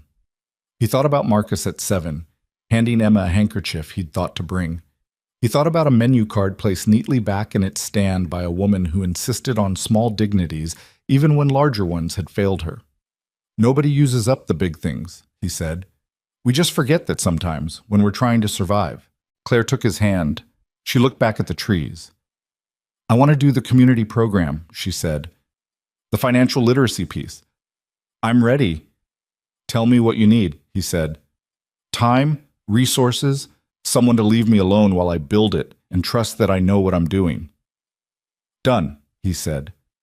She leaned her head against his shoulder briefly, the gesture of someone who had finally stopped keeping their balance so tensely. In the following years, and there were many of them, ordinary and full in the way of real lives, not continuous dramatic arcs, but the accumulating texture of Tuesday mornings and arguments about whose turn it was, and school pickups, and medical appointments, and dinners that burned, and dinners that were perfect, and seasons changing, and children growing into people you couldn't quite believe you knew. They built the program. Claire built it, precisely. A financial education initiative embedded in community centers across 3 neighborhoods, serving families that looked the way her family had looked 5 years earlier. The curriculum she designed was clear and practical, and treated its participants as capable of understanding their own financial lives, which was not always how financial education was approached, and made a difference that showed up in the numbers and in the faces of people who left the sessions with something they hadn't had when they came in. Nathan helped when asked and stepped back when not asked, and learned, over time, the specific art of supporting someone's work without making it his own. Emma, at 7, declared the program for people who need to know the math, which was accurate and which Claire put on the internal newsletter in a box at the top, attributed to E. Holloway, age 7, because her daughter was right and deserved credit. Marcus, at 9, developed an interest in urban planning that had clear roots in the aqueduct experiment, and which Nathan encouraged with the specific parental wisdom of a man who had learned not to put his own destinations on his child's map. Rachel visited often and stayed too long and was entirely welcome. Nathan's mother grew tomatoes and still could not grow peppers, and one Thanksgiving admitted she'd been attempting roses, which explained a lot. There were hard things. There were seasons that were difficult for reasons that had nothing to do with Calder or the past, just the ordinary difficulty of two people with histories and children and jobs and the daily negotiation of what it meant to be a family built from separate lives. They were not always graceful about it. There were arguments that went longer than they should have, and silences that needed to be broken, and apologies that took longer to arrive than was ideal. Neither of them was the finished version of themselves. Neither of them ever would be. But they stayed in the room. They said the true things, even the uncomfortable ones. They kept choosing each other in the ordinary daily way that no one made movies about, not in a grand gesture, just in the persistence of showing up. On a Tuesday in late September, a few years after the wedding, Nathan walked past a cafe on the riverside. A different one from Riverside Terrace, smaller, with outdoor tables that were almost too cold for the season, and saw a woman sitting alone at a table with a menu, doing the math behind her eyes. He stopped. He bought a coffee. He sat at the table beside hers. He didn't speak immediately. After a few minutes, she looked up, defensive, waiting for whatever this was going to be. "The soup is good," he said, "and the price is reasonable. I've eaten here before."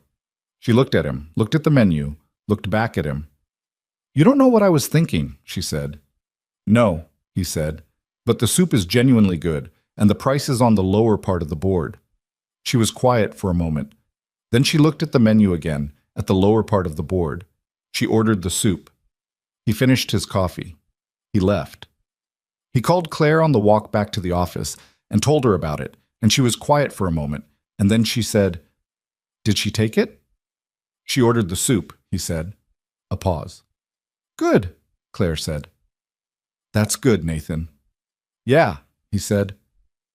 He walked back through the October city, past the corner where the nonprofit had its office, past the oak tree in the park that he and Marcus had planted from a seed and which was now tall enough to actually be a tree, past the restaurant where 40 people had eaten dinner at their wedding in April, and the waitstaff had let Marcus sleep in the back room in his loosened tie. Past the things that had become his life by being chosen, one small decision at a time. Nathan Holloway had learned, at the cost of real things, that dignity mattered more than rescue. That help given without the expectation of return was not weakness or foolishness, but the only kind worth giving. That the people who stayed when things were difficult were not the rare ones. They were the real ones, and the work of a life was learning to recognize them. And that sometimes the most important thing you could do for another person was not to fix what was broken, but to sit beside them while they fixed it themselves, and to make sure they knew you'd still be there when they were done. He had opened a door. She had chosen to walk through it, and they had spent the years since holding that door open for anyone who needed it, because that was what you did with the things that had saved you. You turned them outward, and you kept turning, and the door stayed open, and the light went both ways.